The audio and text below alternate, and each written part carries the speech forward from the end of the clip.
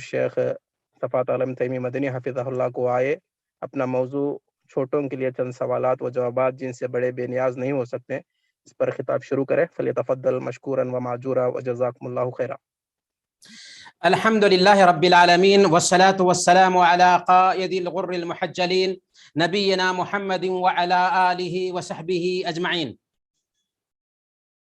پیارے بھائیوں اور دینی بہنوں، آج کے اس آن لائن درس میں ہم نے ایک چھوٹی سی کتاب کا چوائس کیا ہے.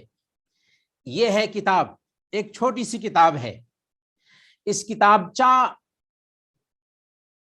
کو تیار کرنے والے شیخ سالم بن سعد الطویل حفظہ اللہ ہیں. اس کتابچہ کا نام ہے اسئلۃ و اجوبۃ للصغار لا یستغنی عنہا الکبار.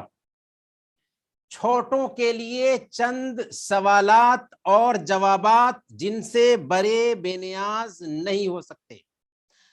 گویا کہ آج کا ہمارا یہ درس صرف بڑوں کے لیے نہیں ہوگا بلکہ چھوٹوں کے لیے بھی ہوگا.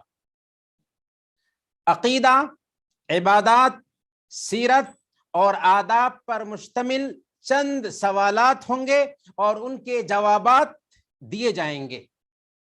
ہم سب کے لیے یہ سوالات بہت ہی اہم ہیں، نہایت ہی اہم ہیں. بڑے قیمتی لمحات ہوں گے جو ابھی آپ ہمارے ساتھ بتانے والے ہیں. جی ہاں، بڑے قیمتی لمحات گزرنے والے ہیں. ہم سرسری طور پر ان سوالات اور جوابات سے گزریں گے. آپ سے گزارش ہوگی آپ خود بھی ہمارے ساتھ شریک رہیں اور اپنے بچوں کو بھی اپنے ساتھ بیٹھائیں، شریک کریں اور سوال اور جواب کی اس مجلس میں ان کی بھی نمائندگی ہو. قلم کاپی ساتھ میں رکھیں تو اور اچھا ہوگا. سوالات اور جوابات نوٹ کریں، کوئی بات چوکنے نہ پائے.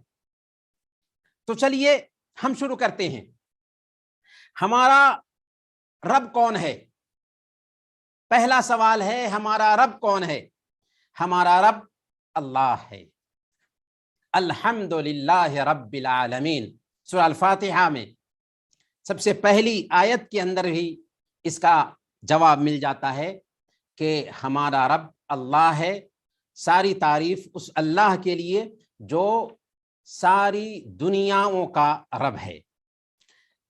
دوسرا سوال ہے اللہ کہاں ہے؟ اللہ کہاں ہے؟ اللہ آسمان پر ہے، اللہ عرش پر ہے. قرآن کریم میں 6 جگہ پر اللہ فرماتا ہے ثم استوى علی العرش، اور 7ویں جگہ پر اللہ فرماتا ہے الرحمن علی العرش استوى، رحمان عرش پر مستوی ہوا. گویا کہ اللہ عرش پر ہے اور عرش پر ہونے کے ساتھ وہ ہمارے ساتھ ہے، یعنی اس کا علم ہمارے ساتھ ہے. اس کی ذات ہمارے ساتھ نہیں بلکہ اس کا علم ہمارے ساتھ ہے. وہ ہمیں دیکھ رہا ہے، ہمیں جان رہا ہے، ہماری نگرانی کر رہا ہے، ہماری ایک ایک حرکت سے آگاہ ہے. تیسرا سوال ہے بندوں پر اللہ کا حق کیا ہے؟ بندوں پر اللہ کا حق یہ ہے کہ وہ صرف ایک اللہ کی عبادت کریں اور اس کے ساتھ کسی اور کو شریک نہ ٹھہرائیں. بندوں پر اللہ کا حق یہ ہے کہ وہ صرف ایک اللہ کی عبادت کریں اور اس کی عبادت میں کسی اور کو شریک نہ ٹھہرائیں. چوتھا سوال ہے، یہ حدیث یاد کیجئے.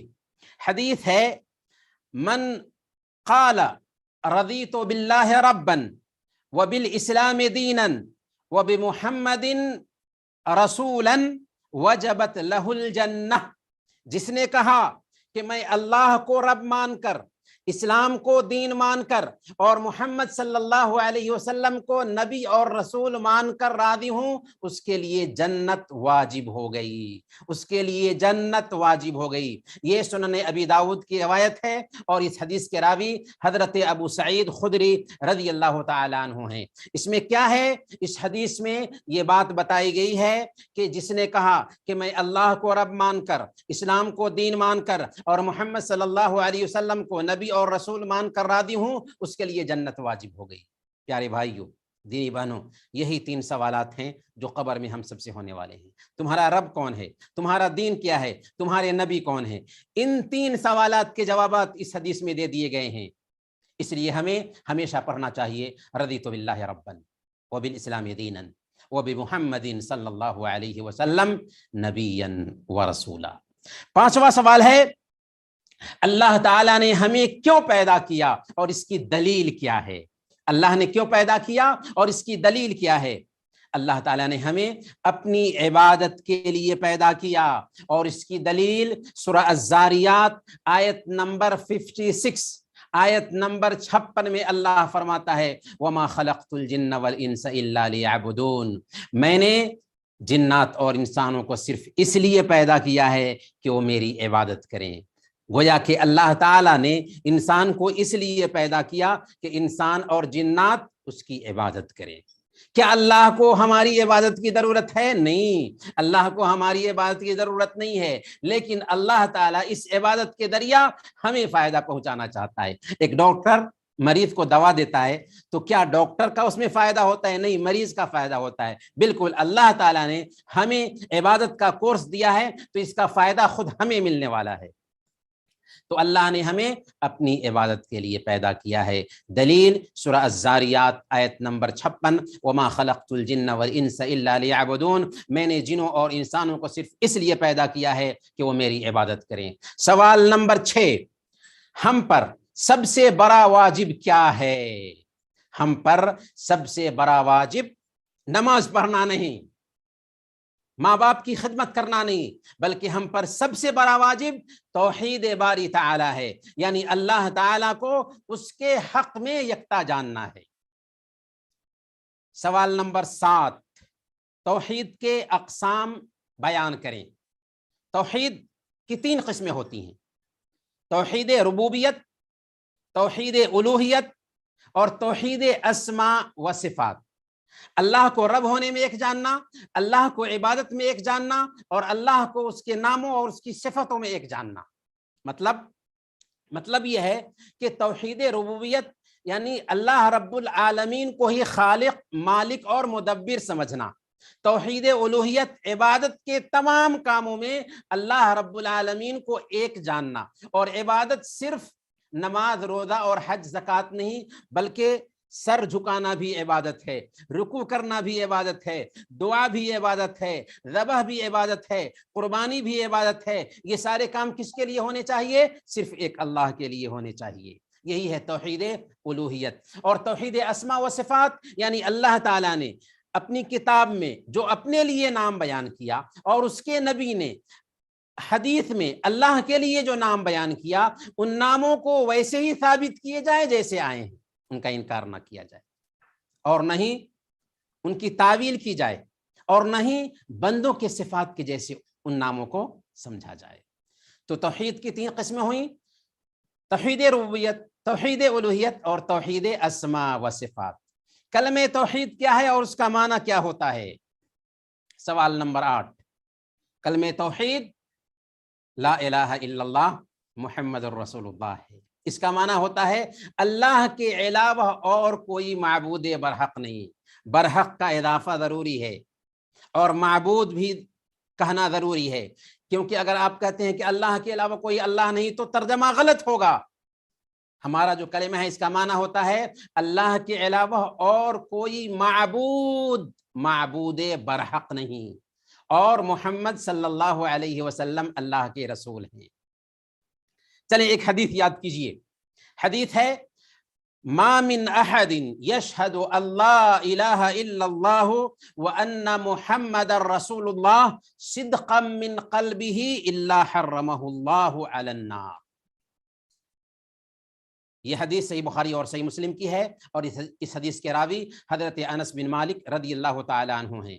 حدیث میں ہے کہ جس آدمی نے سچے دل سے اس بات کی گواہی دی کہ اللہ کے علاوہ اور کوئی معبود برحق نہیں اور محمد صلی اللہ علیہ وسلم اللہ کے رسول ہیں، اللہ تعالی نے اس پر جنت کو جہنم کو حرام ٹھہرایا ہے، اللہ تعالیٰ نے اس پر جہنم کو حرام ٹھہرایا ہے۔ کس آدمی کے لیے؟ جو سچے دل سے کلمہ لا الہ الا اللہ محمد رسول اللہ کی گواہی دیتا ہے۔ اور سچے دل سے گواہی دینے کا مطلب یہ ہوگا کہ لا الہ الا اللہ محمد رسول اللہ کے مطابق وہ اپنے آپ کو ڈھال لے۔ سوال نمبر 10، سب سے بڑا گناہ کیا ہے؟ سب سے بڑا گناہ اللہ کے ساتھ کسی دوسرے کو شریک ٹھہرانا ہے۔ شرک کیا ہے؟ شرک کہتے ہیں اللہ کے علاوہ کسی اور کی عبادت کرنا، یا اللہ کی عبادت بھی کرنا اور کسی اور کی بھی عبادت کرنا، یہ ہے شرک۔ سوال نمبر 12، ایک حدیث یاد کیجئے۔ حدیث کیا ہے؟ حدیث سنن ترمذی کی ہے، اور حدیث کے راوی حضرت ابن عمر رضی اللہ عنہما ہیں۔ اللہ کے نبی صلی اللہ علیہ وسلم نے ارشاد فرمایا، من حلف بغیر اللہ فقد کفر او اشرک، من حلف بغیر اللہ فقد کفر او اشرک، جس نے اللہ کے علاوہ کسی اور کی قسم کھائی اس نے کفر کیا یا شرک کیا۔ کیا ہے حدیث؟ من حلف بغیر اللہ فقد کفر او اشرک، جس نے اللہ کے علاوہ کسی اور کی قسم کھائی اس نے کفر کیا یا شرک کیا۔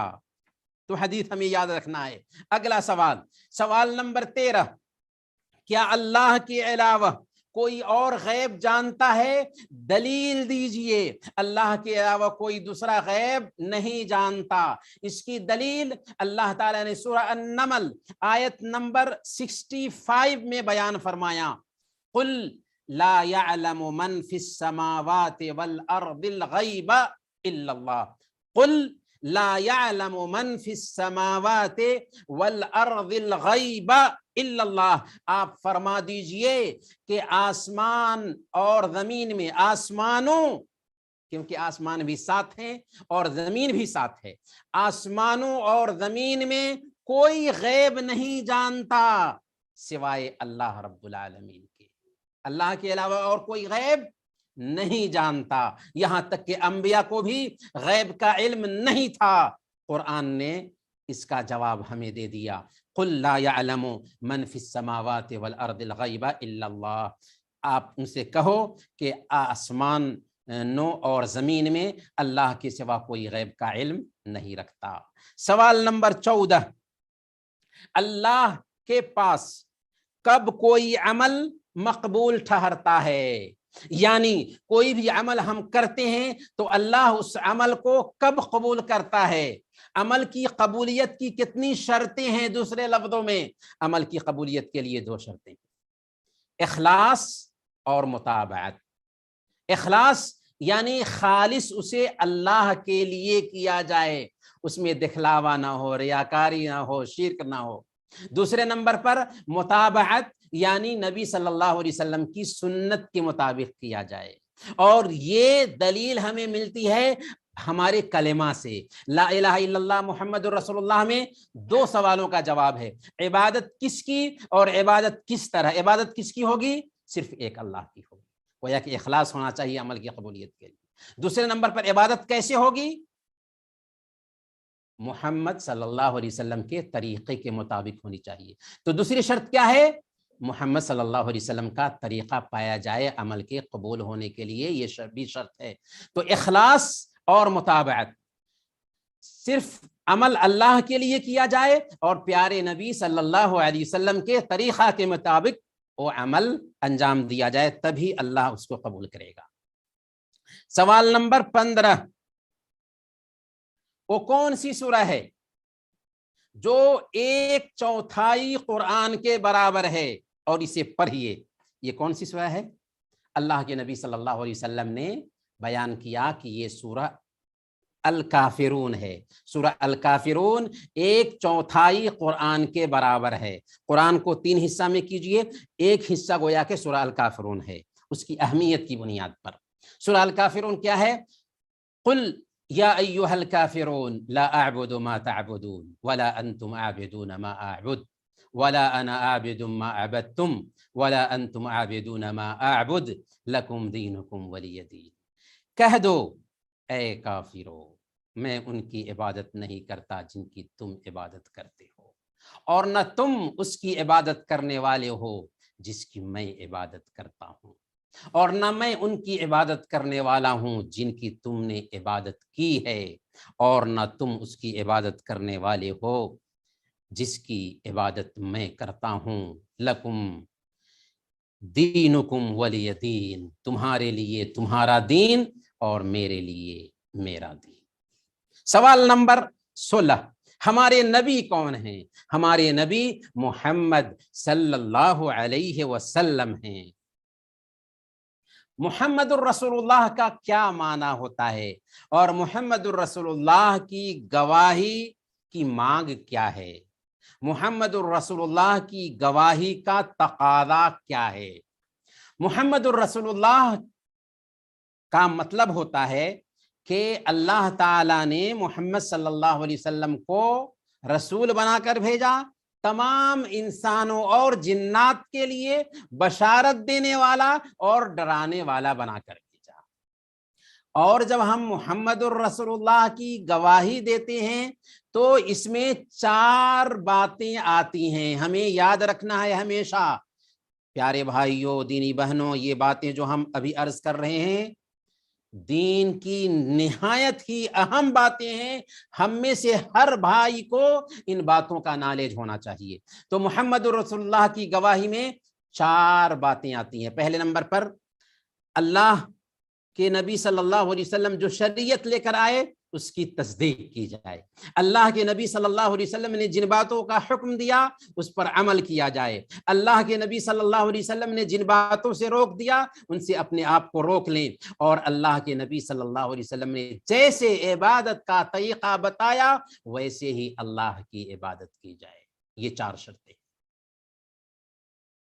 آپ کی شریعت کی تصدیق کی جائے، آپ نے جن کاموں کو کرنے کا حکم دیا اسے کیا جائے، جن کاموں سے روکا ان سے اپنے آپ کو روک لیں، اور اللہ کی عبادت ویسے ہی کی جائے جیسے اللہ کے نبی صلی اللہ علیہ وسلم نے کیا. اگلا سوال، سوال نمبر 18، ہمارے نبی ان کے والد اور دادا کا نام کیا ہے؟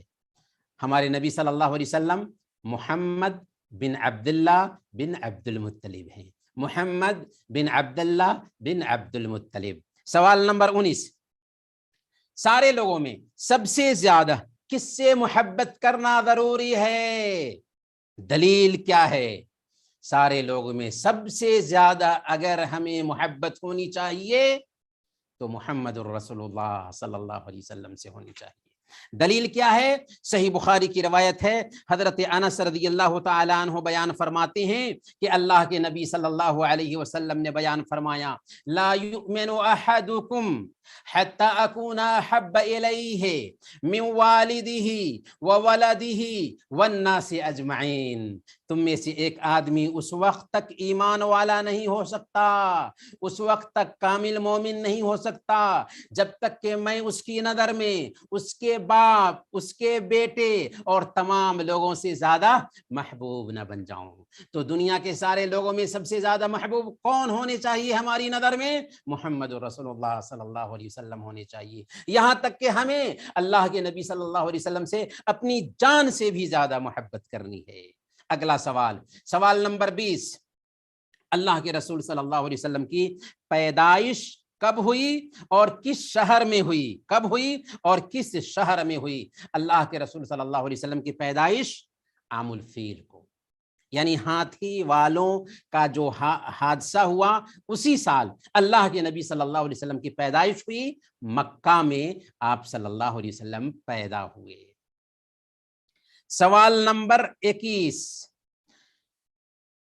اس وقت اللہ کے نبی صلی اللہ علیہ وسلم کی عمر کتنی تھی جس وقت آپ کو نبی بنایا گیا، آپ کو رسول بنایا گیا؟ اللہ کے نبی صلی اللہ علیہ وسلم جس وقت نبی بنائے گئے اس وقت آپ کی عمر 40 سال کی تھی. 40 سال کی عمر میں اللہ کے نبی صلی اللہ علیہ وسلم کو نبوت ملی. سوال نمبر 22، نبوت کے بعد اور ہجرت سے پہلے اللہ کے رسول صلی اللہ علیہ وسلم نے مکہ میں کتنے سال تک قیام کیا؟ 13 سال تک قیام کیا. کتنے سال؟ 13 سال تک قیام کیا. سوال نمبر 23، اللہ کے نبی صلی اللہ علیہ وسلم نے کہاں ہجرت فرمائی؟ اللہ کے نبی صلی اللہ علیہ وسلم نے مدینہ کی طرف ہجرت فرمائی. سوال نمبر 24، ہجرت کے بعد اللہ کے رسول صلی اللہ علیہ وسلم کتنے سال زندہ رہے؟ ہجرت کے بعد اللہ کے نبی صلی اللہ علیہ وسلم 10 سال زندہ رہے. گویا کہ 63 سال کی عمر میں اللہ کے نبی صلی اللہ علیہ وسلم کی وفات ہوئی.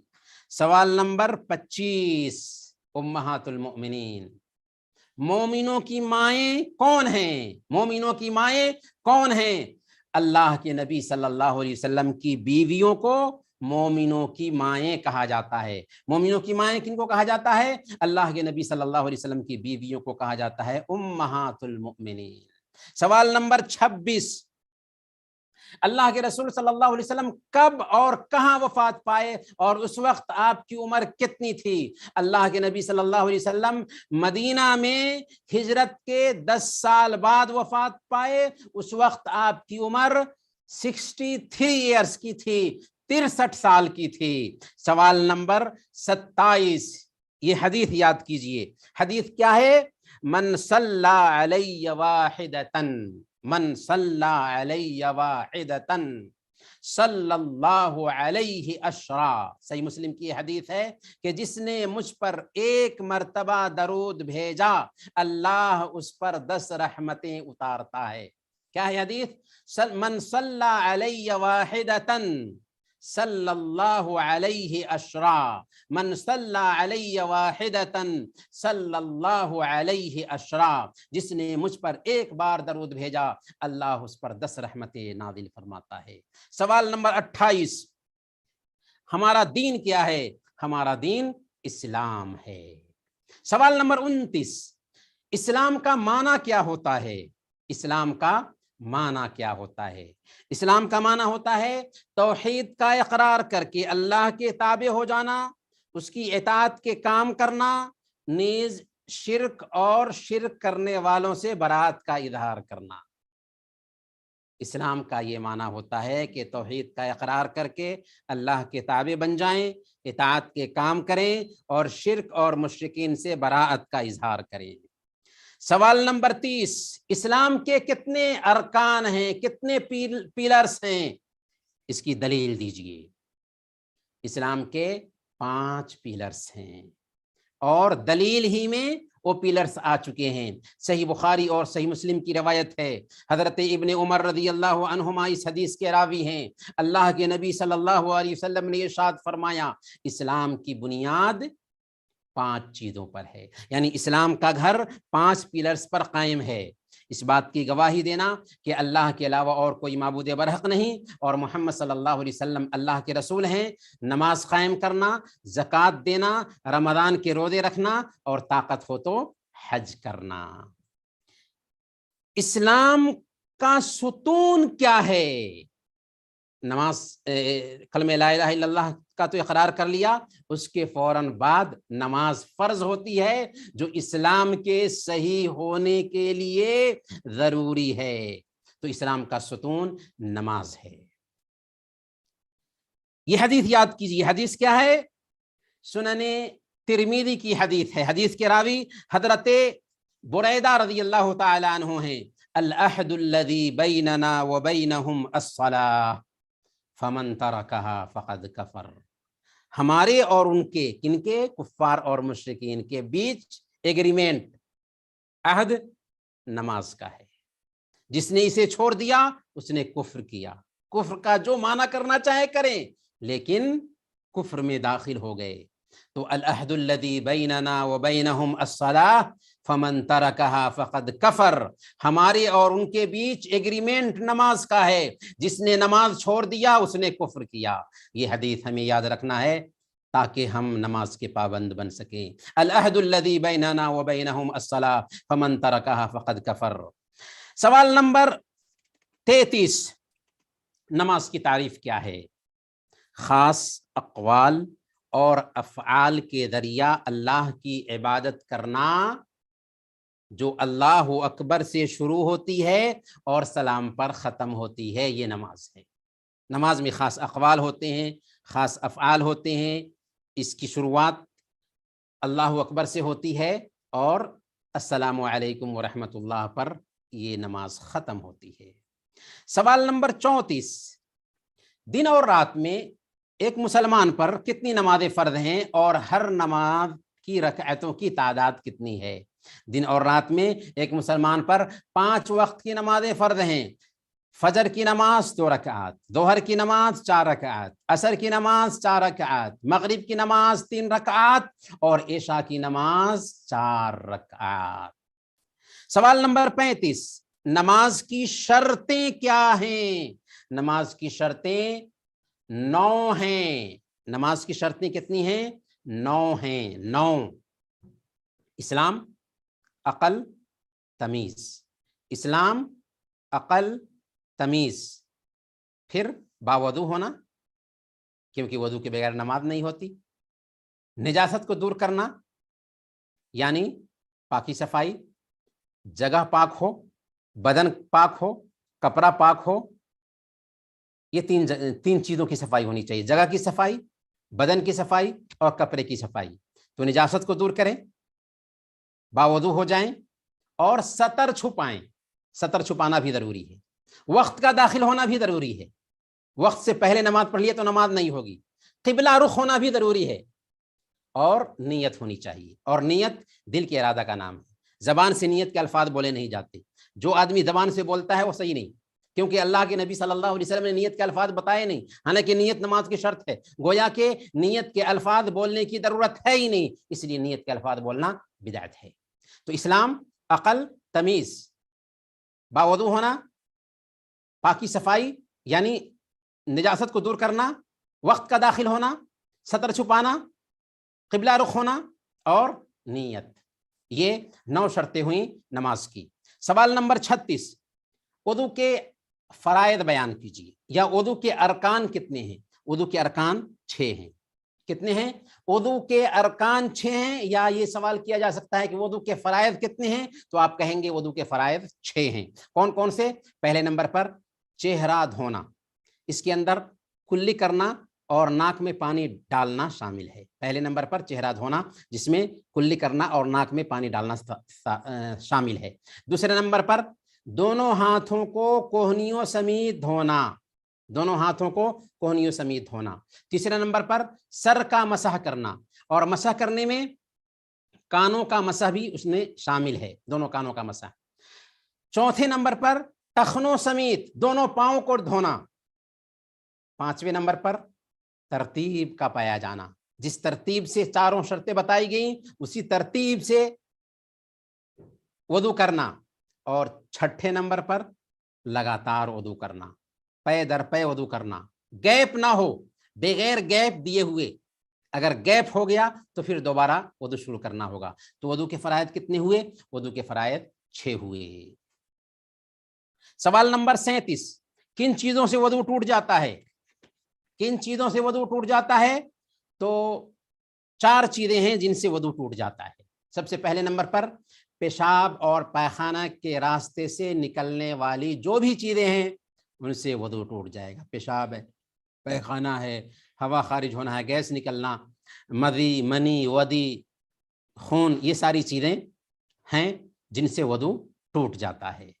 دوسرے نمبر پر نیند اور بے ہوشی سے وضو ٹوٹ جاتا ہے، لیکن اونگ سے وضو نہیں ٹوٹتا، کیونکہ اونگ میں بدن ڈھیلا نہیں ہوتا، اونگ سے وضو نہیں ٹوٹتا، نیند سے وضو ٹوٹ جاتا ہے، بے ہوشی سے بھی وضو ٹوٹ جاتا ہے۔ تو دوسرے نمبر پر نیند اور بے ہوشی۔ تیسرے نمبر پر اونٹ کا گوشت کھانا۔ صحیح مسلم کی روایت ہے، اللہ کے نبی صلی اللہ علیہ وسلم سے پوچھا گیا تھا کہ کیا اگر ہم بکری کا گوشت کھاتے ہیں تو وضو کریں؟ آپ نے فرمایا اگر چاہو۔ آپ سے پوچھا گیا کہ اگر ہم اونٹ کا گوشت کھاتے ہیں تو وضو کریں؟ آپ نے فرمایا توضأ من لحوم الابل، اونٹ کا گوشت کھانے کی وجہ سے وضو کرو۔ تو گویا کہ اونٹ کا گوشت کھائیں گے تو وضو ٹوٹ جائے گا۔ اور چوتھے نمبر پر غسل کے اسباب پیدا ہونا، غسل کے جو بھی اسباب ہیں ان کی وجہ سے وضو بھی ہمارا جاتا رہتا ہے۔ سوال نمبر 38، حدیث یاد کیجیے۔ حدیث کیا ہے؟ جس نے وضو کیا اور وضو کے بعد یہ دعا پڑھی، اشہد اللہ الہ الا اللہ وحدہ لا شریک لہ واشہد ان محمدا عبدہ ورسولہ، فتحت لہ ابواب الجنت الثمانیہ، اس کے لیے جنت کے 8 دروازے کھول دیے جاتے ہیں، اس کے لیے جنت کے 8 دروازے کھول دیے جاتے ہیں۔ یہ صحیح مسلم کی روایت ہے، عقبہ بن عامر اس حدیث کے راوی ہیں۔ گویا کہ وضو کے بعد ہم یہ دعا پڑھیں گے تو اللہ کی طرف سے ہمیں کیا ملتا ہے کہ ہمارے لیے جنت کے 8 دروازے کھول دیے جاتے ہیں۔ کتنی پیاری حدیث ہے! تو وضو کے بعد کی یہ دعا ہمیشہ پڑھنا چاہیے۔ چلیں آگے چلتے ہیں۔ سوال نمبر 39، نماز میں واجبی قرأت کیا ہے؟ نماز میں واجبی قرأت سورہ فاتحہ پڑھنا ہے، سورہ فاتحہ ہی نماز میں پڑھنا واجب ہے۔ سوال نمبر 40، نمازی رکوع میں کیا کہے گا؟ نمازی رکوع میں کہے گا سبحان ربی العظیم۔ اس کا معنی کیا ہوتا ہے؟ ہم تو پڑھتے ہیں لیکن معنی دھیان میں نہیں رہتا۔ معنی ہوتا ہے پاک ہے میرا رب جو عظمت والا ہے۔ جب یہ معنی دھیان میں رکھتے ہوئے پڑھیں گے تو نماز کی کیفیت ہی کچھ اور ہوگی۔ پاک ہے میرا رب جو عظمت والا ہے، سبحان ربی العظیم۔ سوال نمبر 41، نمازی سجدے میں کیا کہے گا؟ سبحان ربی الاعلی۔ معنی کیا ہوتا ہے؟ پاک ہے میرا رب جو بہت بلند ہے۔ سوال نمبر 42، نمازی دونوں سجدوں کے درمیان کیا کہے گا؟ رب اغفر لی، رب اغفر لی، تکرار کے ساتھ، رب اغفر لی، رب اغفر لی، رب اغفر لی۔ کیا معنی ہوتا ہے؟ میرے رب مجھے معاف کر دے، میرے رب مجھے معاف کر دے، میرے رب مجھے معاف کر دے۔ جب ہم معنی کو دھیان میں رکھتے ہوئے اسے پڑھیں گے تو نماز کی کیفیت ہی بدل جائے گی۔ سوال نمبر 43، تشہد کی دعا کیا ہے؟ تشہد کی دعا کیا ہے؟ تشہد کی دعا ہے التحیات للہ والصلوات والطیبات، السلام علیک ایہا النبی ورحمۃ اللہ وبرکاتہ، السلام علینا وعلی عباد اللہ الصالحین، اشہد ان لا الہ الا اللہ واشہد ان محمدا عبدہ ورسولہ۔ میں سمجھتا ہوں کہ ہم سب کو یہ دعا یاد ہوگی، اگر یاد نہیں ہے تو یاد کرنے کی کوشش کرنی چاہیے، کیونکہ تحیات یہ نماز کے ارکان میں سے ہیں، اس کے بغیر نماز نہیں ہوتی۔ تو التحیات کا معنی کیا ہوتا ہے؟ نہایت ہی اہم معنی ہے اس کے۔ تمام قولی، بدنی اور مالی عبادتیں اللہ کے لیے۔ التحیات للہ والصلوات والطیبات، زبان سے ادا کی جانے والی ساری عبادت، بدن سے ادا کی جانے والی ساری عبادتیں اور مال سے عبادت کی جانے والی ساری عبادتیں اللہ کے لیے، بس اللہ کے لیے۔ السلام علیک ایہا النبی ورحمۃ اللہ وبرکاتہ، سلام ہو آپ پر اے نبی اور اللہ کی رحمت اور اس کی برکتیں ہوں۔ سلامتی ہو، رحمت ہو، برکت ہو اے نبی آپ پر۔ لیکن ہمارا عقیدہ کیا ہے کہ اللہ کے نبی صلی اللہ علیہ وسلم وفات پا چکے ہیں۔ السلام علینا وعلی عباد اللہ الصالحین، ہم پر سلامتی ہو۔ ایک نمازی کہتا ہے السلام علینا، ہم پر، کس پر؟ خود مجھ پر، میرے امام پر، تمام مسجد میں حاضرین پر، چاہے وہ حاضرین انسانوں میں سے ہوں، چاہے جنات میں سے ہوں، چاہے فرشتوں میں سے ہوں۔ وَعَلَىٰ عِبَادِ اللَّهِ الصَّالِحِينَ، اور اللہ کے نیک بندوں پر سلامتی ہو، اللہ کے نیک بندے بھی سلامت رہیں۔ دنیا میں جس کونے پر بھی نیک بندے ہیں، چاہے وہ انسان ہوں، چاہے جنات ہوں، چاہے فرشتے ہوں، چاہے زندہ انسان اور جنات ہوں، چاہے وفات پا چکے ہوں، سب پہ آپ نے سلامتی بھیجا۔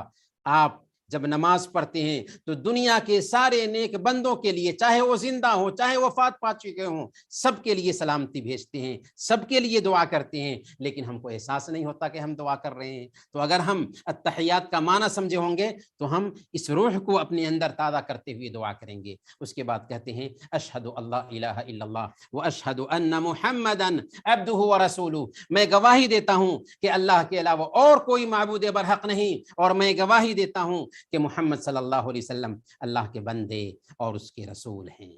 درود ابراہیمی کیا ہے؟ سوال نمبر 44۔ درود ابراہیمی ہے اللہم صلی علی محمد وعلی آل محمد کما صلیت علی ابراہیم وعلی آل ابراہیم انک حمید مجید، اللہم بارک علی محمد وعلی آل محمد کما بارکت علی ابراہیم وعلی آل ابراہیم انک حمید مجید۔ اس کا معنی کیا ہوتا ہے؟ اے اللہ سلامتی بھیج محمد صلی اللہ علیہ وسلم پر اور محمد صلی اللہ علیہ وسلم کے پریوار پر، جیسا کہ تو نے سلامتی بھیجا حضرت ابراہیم علیہ السلام پر اور ابراہیم علیہ السلام کے پریوار پر، بے شک تو تعریف والا اور بزرگی والا ہے۔ اے اللہ برکت اتار محمد صلی اللہ علیہ وسلم پر اور محمد صلی اللہ علیہ وسلم کے آل و اصحاب پر، پریوار پر، آل پر، جس طرح تو نے برکت اتاری ابراہیم علیہ السلام پر اور ابراہیم علیہ السلام کے پریوار پر، بے شک تو تعریف والا اور بزرگی والا ہے۔ یہ ہے درود کا مفہوم۔ آگے چلتے ہیں، سوال نمبر 45۔ وہ کون سی چار چیزیں ہیں، وہ کون سی چار چیزیں ہیں جن سے ایک نمازی سلام پھیرنے سے پہلے اللہ کی جناب میں پناہ مانگتا ہے؟ یعنی سلام پھیرنے سے پہلے کی دعائیں جو پڑھنی چاہیے، جن کا اہتمام کرنا چاہیے، یہ دعائیں کون ہیں؟ اور یہ بہت ہی اہم دعا ہے جس کا اہتمام ہمیشہ سلام پھیرنے سے کرنا چاہیے۔ اللہ کے نبی صلی اللہ علیہ وسلم چار چیزوں کے شر سے پناہ مانگتے تھے۔ صحیح مسلم کی یہ حدیث ہے، اللہم انی اعوذ بک من عذاب جہنم ومن عذاب القبر ومن فتنة المحیا والممات ومن شر فتنة المسیح الدجال۔ اے اللہ میں جہنم کے عذاب سے پناہ مانگتا ہوں، اے اللہ میں قبر کے عذاب سے پناہ مانگتا ہوں، اے اللہ میں زندوں اور مردوں کے فتنہ سے پناہ مانگتا ہوں، اے اللہ میں مسیح دجال کے فتنے کے شر سے پناہ مانگتا ہوں۔ حدیث یاد کیجئے، سوال نمبر 46۔ ما من عبد مسلم یصلی للہ کل یوم 12 رکعتا تطوعا غیر فریضۃ الا بنى اللہ لہ بیتا فی الجنہ۔ یہ حدیث صحیح مسلم کی ہے۔ ام حبیبہ رضی اللہ تعالی عنہا اللہ کے نبی صلی اللہ علیہ وسلم کی بیوی اس حدیث کو روایت کرنے والی ہے۔ حدیث میں کیا فرمایا گیا؟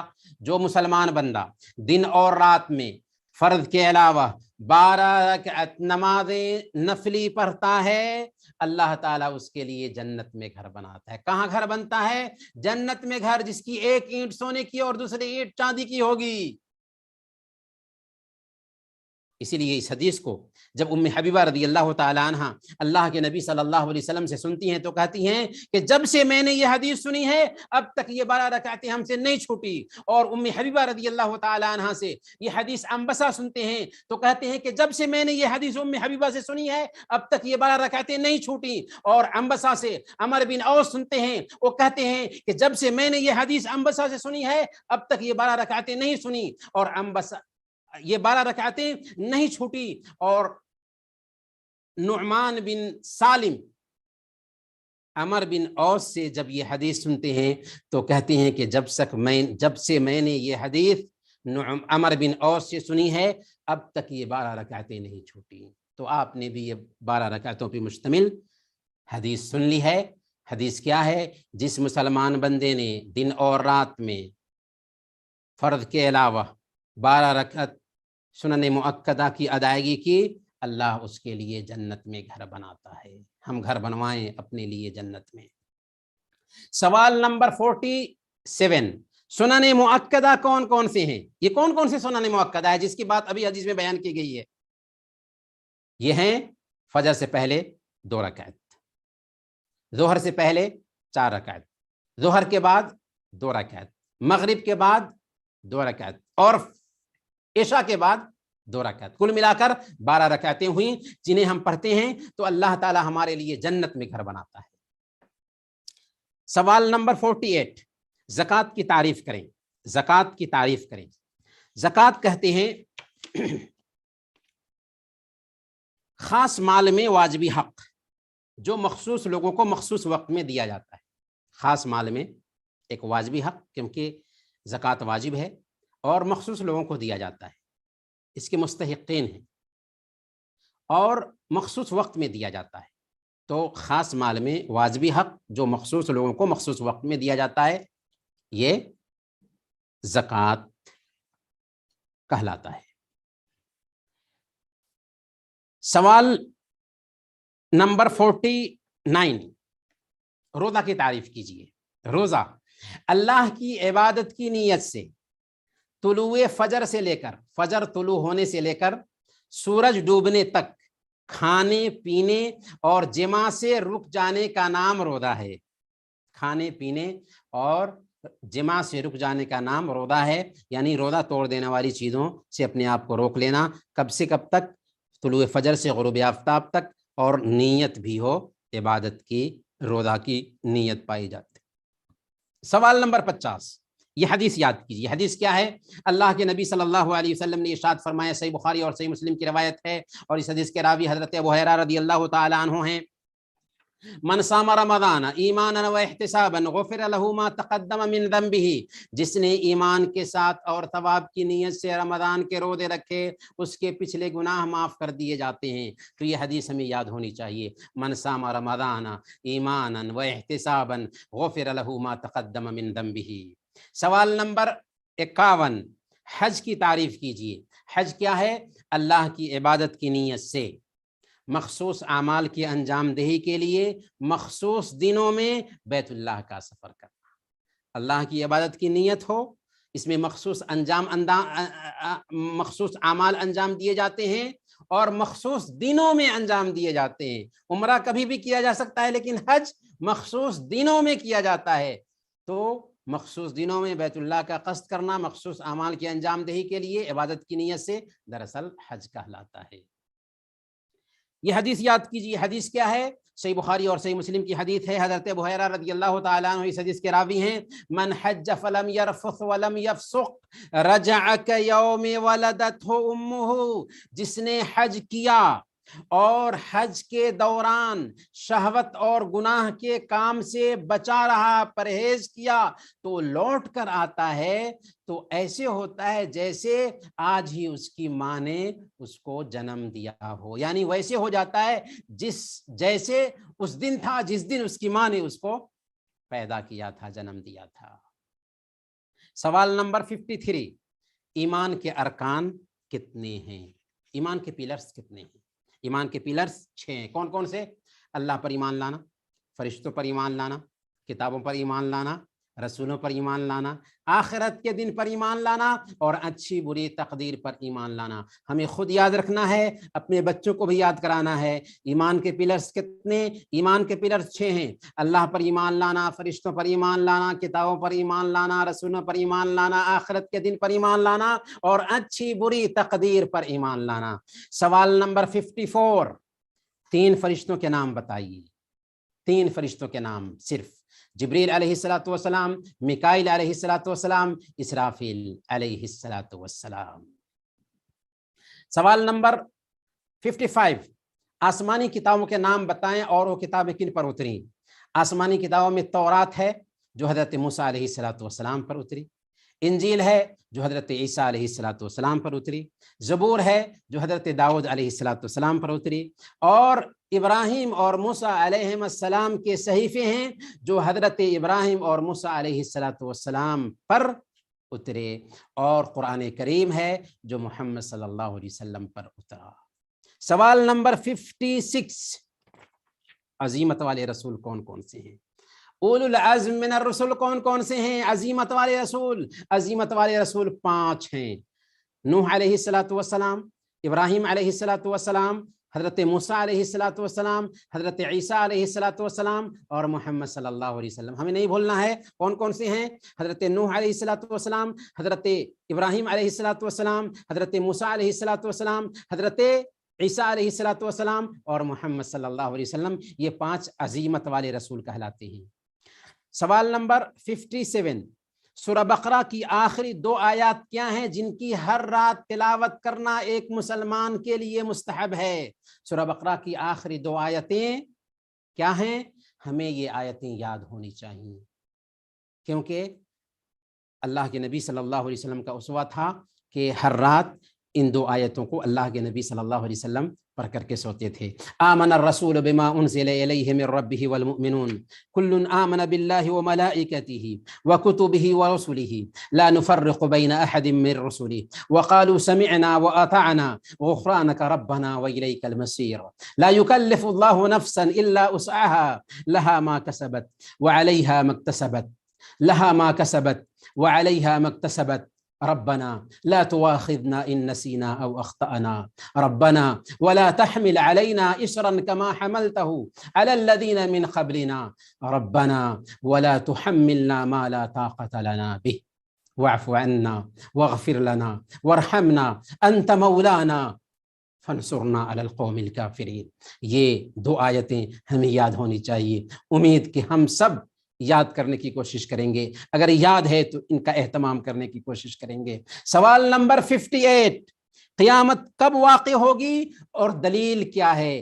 قیامت کا علم صرف اللہ رب العالمین کے پاس ہے، اللہ کے علاوہ اور کوئی نہیں جانتا کہ قیامت کب آئے گی۔ دلیل سورہ لقمان آیت نمبر 34، آیت نمبر 34، ان اللہ عندہ علم الساعہ، ان اللہ عندہ علم الساعہ، بے شک اللہ تعالیٰ کے پاس ہی قیامت کا علم ہے، ان اللہ عندہ علم الساعہ۔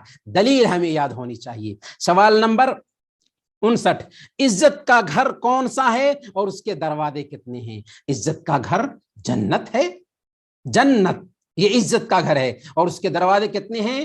8 دروازے ہیں، جنت کے 8 دروازے ہیں۔ اور جنت کی سب سے بڑی نعمت کیا ہوگی؟ سوال نمبر 60 ہے، جنت کی سب سے بڑی نعمت اللہ کا دیدار ہوگا، اللہ کو دیکھنا ہوگا، اللہ کی رؤیت ہوگی، یہ سب سے بڑی نعمت ہوگی جنت میں۔ سوال نمبر 61، ایک انسان کو سب سے زیادہ جنت میں داخل کرنے والی چیز کون سی ہے؟ کون سی چیز ایک انسان کو سب سے زیادہ جنت میں داخل کرتی ہے؟ اللہ کا تقوی اور حسن اخلاق، اللہ کا تقوی اور اچھا اخلاق۔ تقوی یعنی اللہ کا ڈر دل میں ہو، شریعت کی تابعداری کرنے لگیں، اور اللہ نے جن کاموں سے روک دیا ان سے اپنے آپ کو روک لیں، تقوی آ جائے، اور دوسرے نمبر پر اچھا اخلاق۔ یہ 2 چیزیں ایک انسان کو سب سے زیادہ جنت میں داخل کرتی ہیں، جیسا کہ اللہ کے نبی صلی اللہ علیہ وسلم نے بیان فرمایا۔ سوال نمبر 62، ذلت کا گھر کون سا ہے اور اس کے دروازے کتنے ہیں؟ ذلت کا گھر کون سا ہے اور اس کے دروازے کتنے ہیں؟ ذلت کا گھر جہنم ہے اور اس کے دروازے 7 ہیں۔ جنت کے 8 دروازے اور جہنم کے 7 دروازے، ایک کم۔ جہنم کے دروازے 7 ہیں، جنت کے دروازے 8 ہیں۔ احسان کیا ہے بتائیے؟ سوال نمبر 63، احسان کیا ہے؟ احسان کی تعریف اللہ کے نبی صلی اللہ علیہ وسلم نے کر دی، ان تعبد اللہ کأنک تراہ فإن لم تکن تراہ فإنہ یراک۔ ہم پوچھتے ہیں احسان کی تعریف کیا ہے، تو کچھ لوگ بولتے ہیں کہ احسان کرنا نہیں، اللہ کے نبی صلی اللہ علیہ وسلم کی تعریف بتائیے۔ احسان کی تعریف یہ ہے کہ اللہ کی عبادت یوں کرو گویا کہ تم اللہ کو دیکھ رہے ہو، اللہ کو دیکھ رہے ہو۔ اگر یہ احساس پیدا نہیں ہوتا ہے تو سمجھنا کہ اللہ ہمیں دیکھ رہا ہے۔ سب سے پہلے نمبر پر اللہ کی عبادت یوں کرو گویا کہ تم اللہ کو دیکھ رہے ہو۔ اگر یہ احساس پیدا نہیں ہوتا ہے تو یہ سمجھو کہ اللہ ہمیں دیکھ رہا ہے۔ احسان اسے کہتے ہیں۔ احسان کیا ہے؟ اللہ کی عبادت یوں کرو گویا کہ تم اللہ کو دیکھ رہے ہو۔ اگر یہ احساس پیدا نہیں ہوتا ہے تو سمجھو کہ اللہ ہمیں دیکھ رہا ہے۔ سوال نمبر 64، لوگوں میں سب سے زیادہ نیکی اور حسن سلوک کا حق کون رکھتا ہے؟ لوگوں میں سب سے زیادہ ہماری نیکی اور حسن سلوک کا حق ہمارے ماں باپ رکھتے ہیں. ماں باپ کا سب سے زیادہ حق ہے کہ ان کے ساتھ حسن سلوک کریں لوگوں میں. سوال نمبر 65. جب آپ اپنے والدین کے لیے دعا کریں تو کیا کہیں گے؟ جب ہم اپنے والدین کے لیے دعا کریں تو کہیں گے رب اغفر لی ولوالدی، رب اغفر لی ولوالدی، رب ارحمہما کما ربیانی صغیرا. اے اللہ مجھے اور میرے والدین کو معاف فرما، میرے رب ان دونوں پر رحم فرما جس طرح انہوں نے بچپن میں میری پرورش کی تھی. رب ارحمہما کما ربیانی صغیرا، رب ارحمہما کما ربیانی صغیرا، رب اغفر لی ولوالدی، رب ارحمہما کما ربیانی صغیرا. ہم سب کو اپنے والدین کے لیے دعا کرنی چاہیے. سوال نمبر 66. اللہ کی نظر میں سب سے پسندیدہ عمل کون سا ہے؟ سب سے پسندیدہ عمل اللہ کو کیا ہے؟ پہلے نمبر پر نماز وقت پر پڑھنا. سب سے پسندیدہ عمل اللہ کو ہے کہ نماز وقت پر پڑھیں. دوسرے نمبر پر ماں باپ کے ساتھ اچھا سلوک کرنا. تیسرے نمبر پر اللہ کی راہ میں جہاد کرنا. سوال نمبر 67. اللہ کے پاس سب سے معزز آدمی کون ہے؟ اللہ کے پاس سب سے عزت والا آدمی کون ہے؟ اللہ کے پاس سب سے عزت والا آدمی وہ ہے جو تقوی اختیار کرنے والا ہو. متقی سب سے عزت والا آدمی ہے. اور اللہ کے نبی صلی اللہ علیہ وسلم لوگوں میں سب سے زیادہ متقی تھے. ان اکرمکم عند اللہ اتقاکم. اللہ کی نظر میں سب سے زیادہ بزرگ عزت والا تقوی رکھنے والا ہے، متقی ہے، اور سب سے بڑھ کر متقی اللہ کے نبی صلی اللہ علیہ وسلم تھے. سوال نمبر 68. آپ کی سب سے عظیم کتاب کون سی ہے اور اس کے کتنے پارے ہیں؟ سب سے عظیم کتاب ہماری کون سی ہے؟ قرآن کریم ہے. قرآن سب سے عظیم کتاب ہے اور اس کے پارے کتنے ہیں؟ 30 پارے ہیں. اس کے 30 پارے ہیں. سوال نمبر 69. قرآن مجید کی تلاوت سے پہلے آپ کیا کرتے ہیں؟ قرآن مجید کی تلاوت سے پہلے ہم وضو کرتے ہیں اور اعوذ باللہ من الشیطان الرجیم کہہ کر قرآن کی تلاوت شروع کرتے ہیں. اعوذ باللہ من الشیطان الرجیم بسم اللہ الرحمن الرحیم. سوال نمبر 70. معوذتین کیا ہے؟ اسے پڑھ کے سنائیے. اگر آواز کھلی ہوتی تو ہم اپنے ساتھیوں سے بھی بولتے کہ ذرا پڑھ کر کے ہمیں سنائیں، لیکن چونکہ ڈسٹرب کی وجہ سے ہمارے بھائیوں نے آواز بند کر رکھا ہے. سورہ الفلق اور سورہ الناس، ان 2 سورتوں کو معوذتین کہتے ہیں. سورہ الفلق اور سورہ الناس. سورہ الفلق کیا ہے؟ بسم اللہ الرحمن الرحیم قل اعوذ برب الفلق من شر ما خلق ومن شر غاسق اذا وقب ومن شر النفاثات في العقد ومن شر حاسد اذا حسد. پیارے بھائی اور دینی بہنوں، یاد رکھو یہ جو صورتیں ہم سن رہے ہیں ان کی ایک ایک آیت پر نہیں بلکہ اس کے ایک ایک حرف پر 10 نیکیاں مل رہی ہوتی ہیں، اس لیے غور سے سنیں. سورہ الناس کیا ہے؟ بسم اللہ الرحمن الرحیم قل اعوذ برب الناس ملک الناس الہ الناس من شر الوسواس الخناس الذی یوسوس فی صدور الناس من الجنۃ والناس. سوال نمبر 71. قرآن مجید کی سب سے عظیم آیت کون سی ہے؟ قرآن کریم کی سب سے عظیم آیت کون سی ہے؟ سب سے بڑی آیت نہیں بلکہ عظیم آیت. حالانکہ بڑی کو عظیم ہی کہتے ہیں، لیکن بڑی آیت کہیں گے تو آپ کا ذہن جائے گا آیت الدین کی طرف. سب سے بڑی آیت ہے، لمبی آیت ہے، لیکن یہ آیت تو چھوٹی ہے لیکن عظیم ہے. تو کون سی آیت ہے؟ اللہ کے نبی صلی اللہ علیہ وسلم نے آیت الکرسی کو قرآن کریم کی سب سے عظیم آیت کہا ہے. اللہ لا الہ الا هو الحی القیوم لا تأخذه سنة ولا نوم له ما في السماوات وما في الأرض من ذا الذي يشفع عنده إلا بإذنه يعلم ما بين أيديهم وما خلفهم ولا يحيطون بشيء من علمه إلا بما شاء وسع كرسيه السماوات والأرض ولا يؤوده حفظهما وهو العلي العظيم. اللہ تعالیٰ نے آیت الکرسی میں 10 ایسے اسباب بیان کیے ہیں جو اس بات کو مستلزم ہیں کہ عبادت صرف اللہ کی ہی ہونی چاہیے، اللہ کے علاوہ کسی اور کی عبادت نہیں ہونی چاہیے۔ اللہ نے کہا اللہ لا الہ الا ہوا، اللہ ہے جس کے علاوہ کوئی معبود برحق نہیں۔ کیوں صرف ایک اللہ کی عبادت ہونی چاہیے؟ 10 اسباب بیان کیے ہیں اس چھوٹی سی آیت کے اندر۔ ان اسباب کو تلاش کرنے کی کوشش کریں گے ہمارے بھائی اور ہماری بہنیں۔ چلیں آگے چلتے ہیں، سوال نمبر 72۔ یہ حدیث یاد کیجئے، حدیث کیا ہے؟ اللہ کے نبی صلی اللہ علیہ وسلم نے بیان فرمایا، سنن نسائی کی روایت ہے، حضرت ابو امامہ رضی اللہ تعالیٰ عنہ اس حدیث کے راوی ہیں، من قرأ آیت الکرسی دبر کل صلاۃ مکتوبۃ لم یمنعہ من دخول الجنۃ الا ان یموت۔ جس کسی نے ہر فرض نماز کے بعد آیت الکرسی کی تلاوت کی، اسے جنت میں داخل ہونے سے کوئی چیز روک نہیں سکتی۔ سنن نسائی کی روایت ہے، اور علامہ البانی نے صحیح الترغیب و ترہیب میں اسے صحیح کہا ہے۔ اس لیے ہر فرض نماز کے بعد آیت الکرسی پڑھنا اپنا معمول بنا لینا چاہیے۔ کیا ہے بشارت؟ کہ اگر ہم معمول بنا لیتے ہیں تو موت کے علاوہ اور کوئی چیز ہمیں جنت میں داخل ہونے سے نہیں روک سکتی۔ سوال نمبر 73۔ سوالات کم ہی رہ گئے ہیں، صبر کیجئے یہاں تک کہ ہم یہ کتاب ختم کر لیں گے۔ سوال نمبر 73،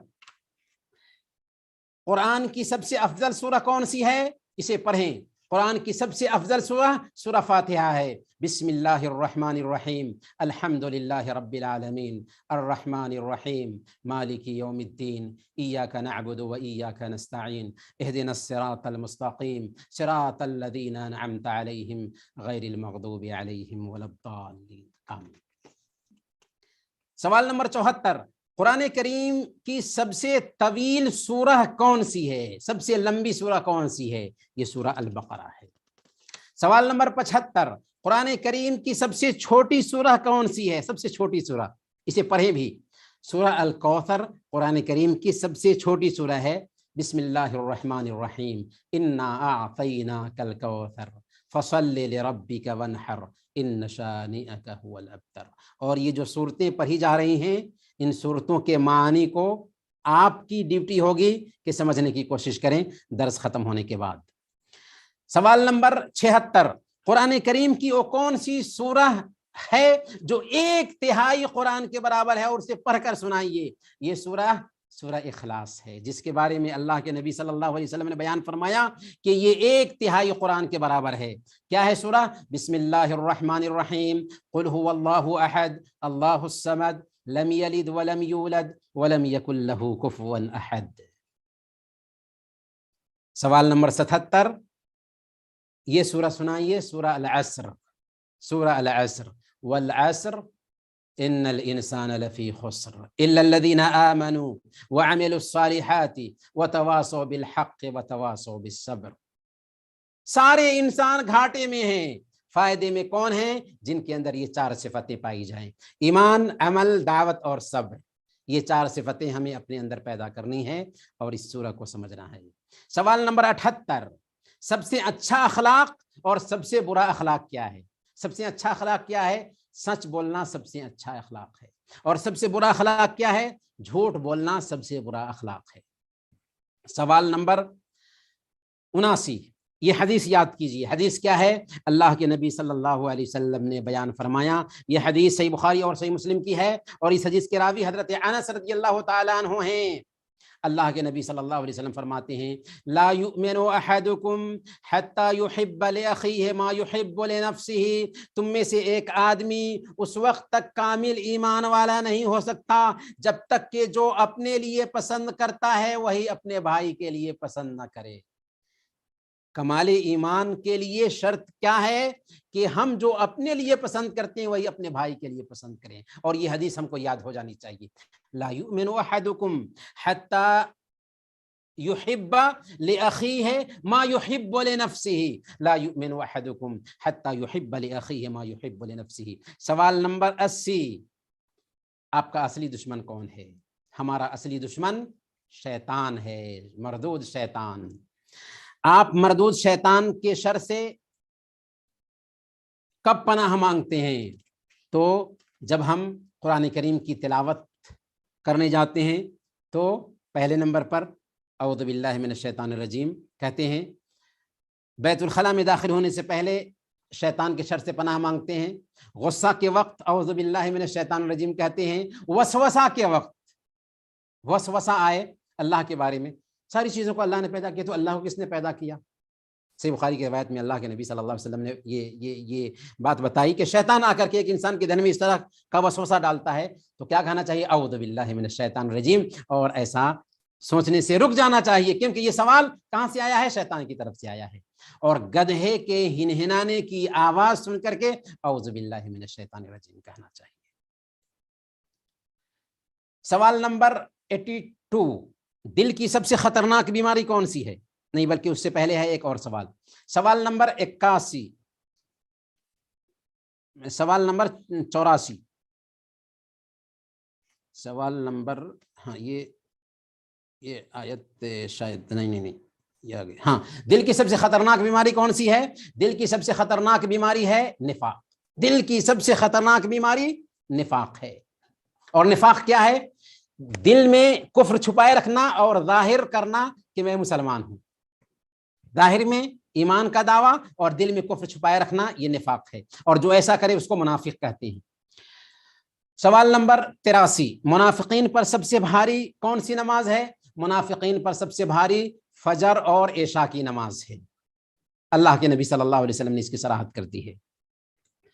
سوال نمبر 84، یہ حدیث یاد کیجیے، یہ حدیث کیا ہے؟ صحیح بخاری اور صحیح مسلم کی حدیث ہے، اور اس حدیث کے راوی حضرت ابو ہریرہ رضی اللہ تعالیٰ عنہ ہیں۔ آیت المنافق ثلاث، اذا حدث کذب واذا وعد اخلف واذا اؤتمن خان، کہ منافق کی 3 پہچان ہے، جب بات کرے تو جھوٹ بولے، جب وعدہ کرے تو وعدہ خلافی کرے، اور جب اس کے پاس امانت رکھی جائے تو خیانت کر جائے۔ یہ کیا ہے؟ یہ پہچان ہے 3 منافقین کی، اور یہ عملی نفاق ہے۔ نفاق کی اصل میں 2 قسمیں ہو جاتی ہے، ایک اعتقادی نفاق جس کی وجہ سے ایک انسان اسلام سے نکل جاتا ہے، اور یہ ہے عملی نفاق کہ بات کرے تو جھوٹ بولے، وعدہ کرے تو وعدہ خلافی کرے، اور امانت رکھی جائے تو خیانت کر جائے۔ اس کے اندر عمل کا نفاق گویا کہ پایا جاتا ہے، جس کے اندر یہ خرابیاں پائی جاتی ہوں تو گویا کہ وہ منافق ہے، لیکن عملی نفاق پایا جاتا ہے اس کے اندر۔ سوال نمبر 85، انسان کے جسم میں سب سے خطرناک چیز کیا ہے؟ انسان کے جسم میں سب سے خطرناک چیز کیا ہے؟ اس کی زبان سب سے خطرناک چیز ہے، جی ہاں، زبان۔ سنن ابی داؤد کی ایک روایت میں اللہ کے نبی صلی اللہ علیہ وسلم فرماتے ہیں کہ جب ایک بندہ صبح کرتا ہے تو جسم کے سارے اعضاء زبان سے گزارش کرتے ہیں، التجا کرتے ہیں کہ اے زبان، ہمارے بارے میں اللہ سے ڈرنا، اگر تو ٹھیک رہی تو ہم سب ٹھیک رہیں گے، اگر تو خراب ہوگی تو ہم سب خراب ہو جائیں گے۔ تو کس قدر زبان کی خطرناکیاں ہیں سمجھ سکتے ہیں۔ سوال نمبر 86، یہ حدیث یاد کیجیے، حدیث کیا ہے؟ من حسن اسلام المرء ترکہ ما لا یعنی، من حسن اسلام المرء ترکہ ما لا یعنی، کسی آدمی کے اچھے اسلام کی پہچان یہ ہے کہ وہ لایانی چیزوں کو چھوڑ دے، بیکار چیزوں میں اپنے آپ کو نہ الجھائے۔ کتنی پیاری حدیث ہے، یہ سنن ترمذی کی روایت ہے، اور اس حدیث کے راوی حضرت ابو ہریرہ رضی اللہ تعالیٰ عنہ ہیں۔ من حسن اسلام المرء ترکہ ما لا یعنی۔ سوال نمبر 87، اللہ کی نظر میں سب سے پیارا کلمہ کون سا ہے؟ ہماری باتیں اچھی لگ رہی ہیں یا اچھی نہیں لگ رہی؟ بہت سارے لوگ موبائل میں بیزی ہوں گے، نہیں، سننا ہے ہماری باتیں، دھیان سے سننا ہے۔ اللہ کی نظر میں سب سے پیارا کلمہ کون سا ہے؟ اللہ کی نظر میں سب سے پیارا کلمہ ہے سبحان اللہ والحمد للہ ولا الہ الا اللہ واللہ اکبر۔ کیا ہے؟ سبحان اللہ والحمد للہ ولا الہ الا اللہ واللہ اکبر، سبحان اللہ والحمد للہ ولا الہ الا اللہ واللہ اکبر۔ جی، سوال نمبر 88 کیا ہے؟ سوال نمبر 88 ہے جنت کا خزانہ کیا ہے؟ جنت کا خزانہ کیا ہے؟ جنت کا خزانہ ہے لا حول ولا قوت الا باللہ، لا حول ولا قوت الا باللہ، یہ جنت کا خزانہ ہے۔ سوال نمبر 89، یہ حدیث یاد کیجیے، حدیث کیا ہے؟ کلمتان خفیفتان علی اللسان ثقیلتان فی المیزان حبیبتان الی الرحمن سبحان اللہ وبحمدہ سبحان اللہ العظیم. دو بول ہیں جو زبان پر بہت ہلکے، میزان پر بہت بھاری ہوں گے، اور رحمان کے پاس بہت پیارے ہیں. وہ دو بول کیا ہیں؟ سبحان اللہ وبحمدہ سبحان اللہ العظیم. یہ صحیح بخاری اور صحیح مسلم کی روایت ہے. وہ دو بول کیا ہیں؟ سبحان اللہ وبحمدہ سبحان اللہ العظیم، سبحان اللہ وبحمدہ سبحان اللہ العظیم. تو یہ کلمات ہمیں یاد رکھنے ہیں، اور ہمیشہ ہماری زبان ان کلمات سے تر رہنی چاہیے. سبحان اللہ وبحمدہ سبحان اللہ العظیم. آگے چلتے ہیں. سید الاستغفار کیا ہے؟ سید الاستغفار یعنی استغفار کا سردار. استغفار کا سردار یعنی استغفار کرنے کے جو کلمات ہیں، ان کلمات میں سردار کلمہ کون سا ہے؟ اللہ کے نبی صلی اللہ علیہ وسلم نے صحیح بخاری کی روایت کے مطابق بیان فرمایا کہ جو آدمی یہ کلمات صبح میں کہے گا اور شام تک اس کی موت ہو جائے گی، جنت میں جائے گا. اور جو آدمی شام میں کہے گا صبح تک اس کی موت ہو جائے گی، جنت میں جائے گا. کتنا آسان راستہ ہے جنت میں جانے کا. بس ان کلمات کو صبح اور شام میں اپنا وظیفہ بنا لیجیے. کلمات کیا ہیں؟ اللہم انت ربی لا الہ الا انت خلقتنی وانا عبدک وانا علی عہدک ووعدک ما استطعت اعوذ بک من شر ما صنعت ابوء لک بنعمتک علی وابوء بذنبی فاغفر لی فانہ لا یغفر الذنوب الا انت. یہ ہے سید الاستغفار. اس کے معنی کو بھی ہمیں سمجھ لینا ہے اور اسے اپنا وظیفہ بنانا ہے. آگے چلتے ہیں. سوال نمبر 91. سوال نمبر 91. سونے سے پہلے ہم کیا کہتے ہیں؟ سونے سے پہلے ہم پڑھتے ہیں بے اسمک اللہم اموت و احیا. اے اللہ میں تیرے نام سے مرتا ہوں اور زندہ ہوتا ہوں. بے اسمک اللہم اموت و احیا. سوال نمبر 92. نیند سے اٹھنے کے بعد ہم کیا کہتے ہیں؟ الحمد للہ الذی احیانا بعدما اماتنا والیہ النشور. الحمد للہ الذی احیانا بعدما اماتنا والیہ النشور. ہمارا اسلامی تحیہ کیا ہے؟ اسلامی تحیہ کیا ہے؟ اسلامی تحیہ ہے السلام علیکم ورحمۃ اللہ وبرکاتہ. اس کا معنی کیا ہوتا ہے؟ اس میں 3 پیغام ہیں. آپ سلامت رہیں، ہر برائی سے، پریشانی سے، مصیبت سے آپ سلامت رہیں. دوسرے نمبر پر آپ پر رحمت اترے، آپ پر رحمت اترے، آپ پر اچھائیاں اترے، آپ پر بھلائیاں سایہ ڈالے. اور تیسرے نمبر پر وہ برکات، اس میں برکت ہی برکت آئے. سلامت رہیں، رحمت آئے، اور اس میں برکت ہی برکت پیدا ہو. کتنی اچھی دعا ہے جو ہم ایک دوسرے سے ملتے وقت اس کا تبادلہ کرتے ہیں. اسلامی تحیہ کیا ہے؟ السلام علیکم ورحمۃ اللہ وبرکاتہ. اور اس کے 3 پیغام کو یاد رکھیے. سوال نمبر 94. مسلمان کس ہاتھ سے کھاتا پیتا ہے؟ دائیں ہاتھ سے کھاتا پیتا ہے. سوال نمبر 95. آپ بسم اللہ کب کہتے ہیں؟ آپ بسم اللہ کب کہتے ہیں؟ تو کھانے سے پہلے بسم اللہ کہتے ہیں، بیت الخلاء میں داخل ہونے سے پہلے بسم اللہ کہتے ہیں، مسجد میں داخل ہونے سے پہلے بسم اللہ کہتے ہیں، مسجد سے نکلنے کے بعد بسم اللہ کہتے ہیں، کپڑا اتارنے سے پہلے بسم اللہ کہتے ہیں. سوال نمبر 93. آپ الحمدللہ کب کہتے ہیں؟ کھانے کے بعد الحمدللہ کہتے ہیں، چھینکنے کے بعد الحمدللہ کہتے ہیں، ہر نعمت ملنے پر الحمدللہ کہتے ہیں، ہر حالت میں الحمدللہ کہتے ہیں. ہر نعمت ملنے پر الحمدللہ کہتے ہیں، ہر حالت میں الحمدللہ کہتے ہیں. ٹھیک ہے. جب آپ کو چھینک آئے تو آپ الحمدللہ کہیں گے. اس کے جواب میں سننے والا کیا کہے گا؟ اس کے جواب میں سننے والا کہے گا یرحمک اللہ. تو آپ کیا جواب دیں گے؟ آپ جواب دیں گے یہدیکم اللہ ویصلح بالکم. یاد رکھیں یہ اسلامی طریقہ ہے، اسے ہمیں فالو کرنا ہی ہے. یہدیکم اللہ ویصلح بالکم. اللہ آپ کو ہدایت دے اور آپ کی حالت کو ٹھیک کر دے.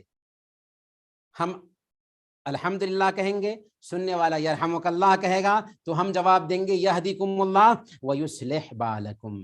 آئیں ایک حدیث یاد کیجئے. سوال نمبر 98.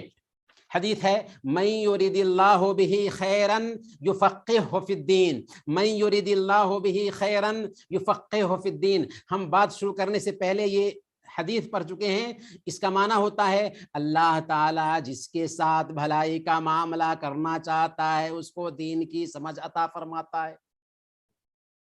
جس کے ساتھ بھلائی کا معاملہ کرنا چاہتا ہے اللہ تعالیٰ اس کو دین کی سمجھ عطا فرماتا ہے۔ اس لیے دین کی سمجھ حاصل کرنے کے لیے وقت لگانا ہے ہمیں۔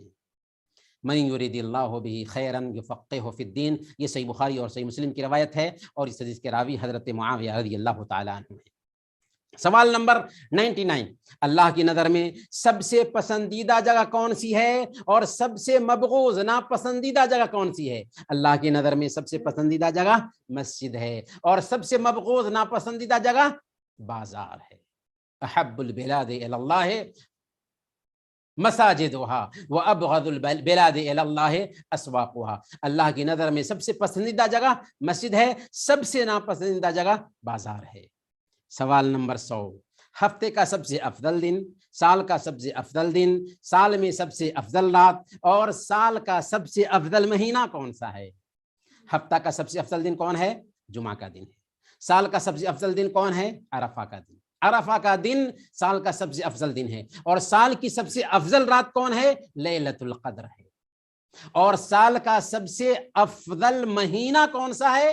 رمضان کا مہینہ ہے۔ سوال نمبر 101، اسلام کی عیدیں کتنی ہیں؟ اسلام میں کون کون سی عیدیں ہیں؟ اسلام میں صرف 2 عیدیں ہیں، عید الفطر اور عید الاضحیٰ، عید الفطر اور عید الاضحیٰ۔ اور سوال نمبر 102 اور آخری بات اسی پہ ختم ہوگی، خلفائے راشدین کون کون سے ہیں؟ خلفائے راشدین ہیں 4، حضرت ابوبکر صدیق رضی اللہ تعالیٰ عنہ، حضرت عمر فاروق رضی اللہ تعالیٰ عنہ، حضرت عثمان رضی اللہ تعالیٰ عنہ اور حضرت علی رضی اللہ تعالیٰ عنہ اجمعین۔ یہ سارے کے سارے خلفائے راشدین ہیں، 4 خلفائے راشدین ہیں۔ سوال اور جواب کا یہ سلسلہ انہی چند باتوں پر ختم ہوا، اور یہ کتاب الحمدللہ ختم ہوئی۔ اللہ تعالیٰ سے دعا ہے کہ اللہ تعالیٰ ہم سب کو اس کتاب کے مشتملات کو اپنی زندگی میں اتارنے کی توفیق عطا فرمائے اور ان باتوں کو یاد کرنے کی توفیق دے۔ اگر ہو سکتا ہے تو یہ جو پروگرام ریکارڈ ہوا ہے، ریکارڈ ہونے کے بعد میں سمجھ سکتا ہوں کہ ساری باتیں ذہن میں نہیں آئی ہیں، لیکن ریکارڈ ہونے کے بعد اگر آپ نے 1-2 مرتبہ اسے سنا اور ان باتوں کو ریپیٹ کیا تو میں سمجھتا ہوں کہ ساری باتیں ہمارے ذہن میں بیٹھ جائیں گی۔ ہم خود سنیں، اپنے بچوں کو یاد کرائیں، کیونکہ آج شہوات اور شبہات کے فتنے بہت عام ہو رہے ہیں۔ یہی ساری چیزیں اپنے بچوں کو سکھانے کی ضرورت ہے، اور یہ وقت کا سب سے اہم تقاضا ہے۔ اللہ تعالی ہم سب کی توفیق عطا فرمائے۔ وصلی اللہ علی نبینا محمد وعلی آلہ وصحبہ اجمعین۔ آمین اللہم آمین۔ بارک اللہ فیک، جزاکم اللہ خیرہ، نفع اللہ بک الاسلام والمسلمین۔ ماشاءاللہ یہ تھے فضیلت الشیخ صفوت عالم تیمی مدنی حفظہ اللہ۔ آپ کے سامنے چھوٹوں کے لیے چند سوالات و جوابات جن سے بڑے بے نیاز نہیں ہو سکتے ہیں، ایک چھوٹی سی کتاب میں جو سوالات جوابات ہیں وہ تفصیل سے رکھ رہے تھے شیخ۔ ماشاءاللہ آپ ٹاپک سے اندازہ لگائے ہوں گے یہ کتنی ضروری سوالات ہیں اور جوابات ہیں۔ اللہ تعالیٰ شیخ کے علم میں، عمر میں، عمل صالح میں، اہل و عیال میں برکتوں سے نوازے۔ ٹاپک سے ریلیٹڈ کوئی سوال ہے تو آپ ہینڈ ریز کر سکتے ہیں، انشاءاللہ شیخ محترم اس کا جواب دیں گے۔ اگر یہ سنے ہیں درس آپ تو اس میں اگر کوئی آپ کو ڈاؤٹ ہے تو ہینڈ ریز کیجیے۔ رقیب بادشاہ بھائی اپنے پاس سے انمیوٹ کر کے سوال پوچھ سکتے ہیں۔ السلام علیکم ورحمۃ اللہ وبرکاتہ شیخ۔ وعلیکم السلام ورحمۃ اللہ وبرکاتہ۔ شیخ آپ نے کہا کہ 1/4 حصہ یعنی قرآن کے 3 حصے اور 1/3 نہیں 1/3 حصے سے کتنا حصہ شیخ قرآن کا، جیسے سورہ اخلاص کے بارے میں آیا ہے، اور کافرون اور اسی طرح 10 کے لوگ آتے ہیں۔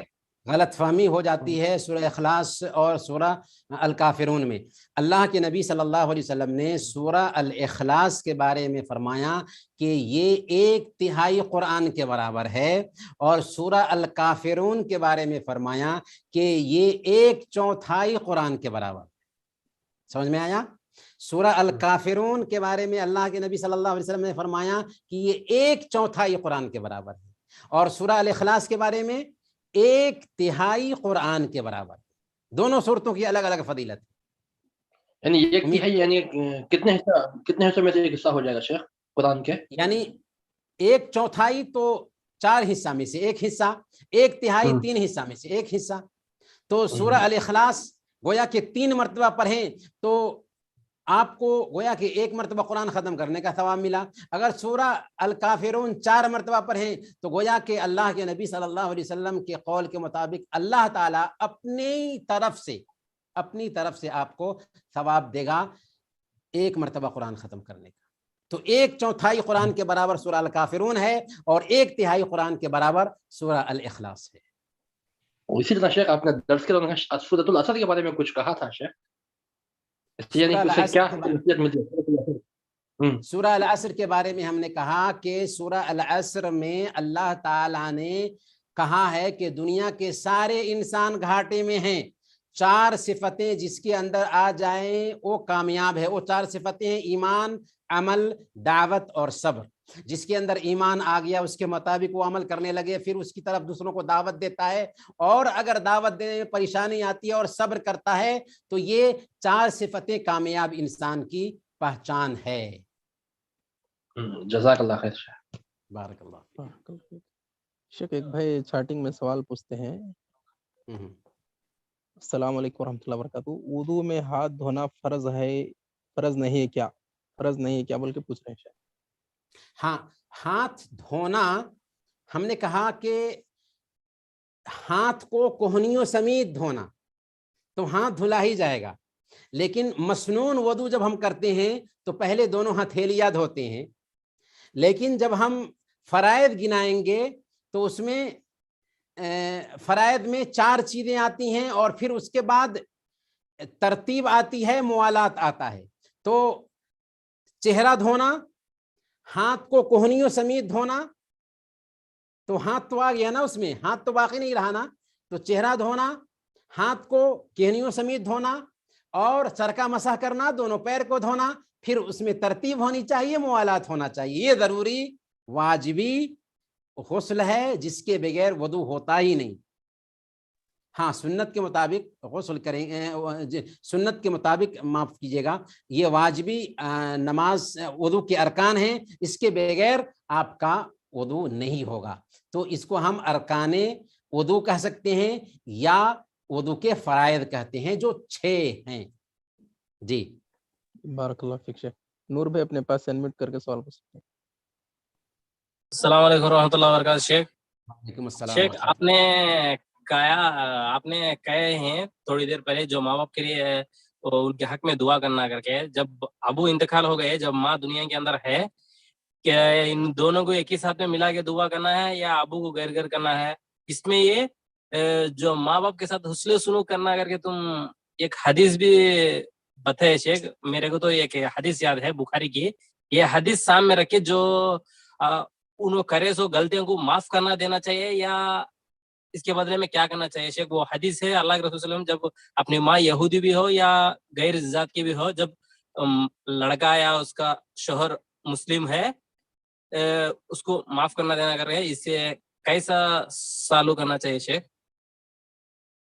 जी जी, हम जब अपने वालिदैन के लिए दुआ करें तो दुआ में जैसा कि इसमें खुद बताया गया है, रब्बिरहमहुमा कमा रब्बयानी सगीरा, तो इसमें अगरचे ज़िंदा हैं हम दुआ कर सकते हैं। हमारे वालिद वफ़ात पा गए हैं, वालिदा वफ़ात पा गई हैं, एक ज़िंदा हैं, एक वफ़ात पा गए हैं, दोनों के लिए हम इसमें दुआ करेंगे, दोनों को उस दुआ में सवाब मिलेगा, दोनों को अज्र मिलेगा। और अगर हमारे माँ बाप कुछ कहते हैं, बुरा भला कहते हैं, तो हमें उसका एक्शन नहीं लेना है, टेंशन में नहीं आना है। यहाँ तक कि अल्लाह फरमाता है कि अगर तुम्हारे माँ बाप काफिर हों और वो तुमको कुफ्र पर आमादा करें तो ऐसी हालत में उनकी बात नहीं मान सकते। वसाहिबहुमा फिद दुनिया मारूफा, लेकिन दुनिया में उनके साथ अच्छा मामला करना है। कुफ्र पर आमादा करते हैं तो उनकी बात नहीं मानना है, लेकिन ऐसे माँ बाप के साथ भी अच्छा बर्ताव होना चाहिए।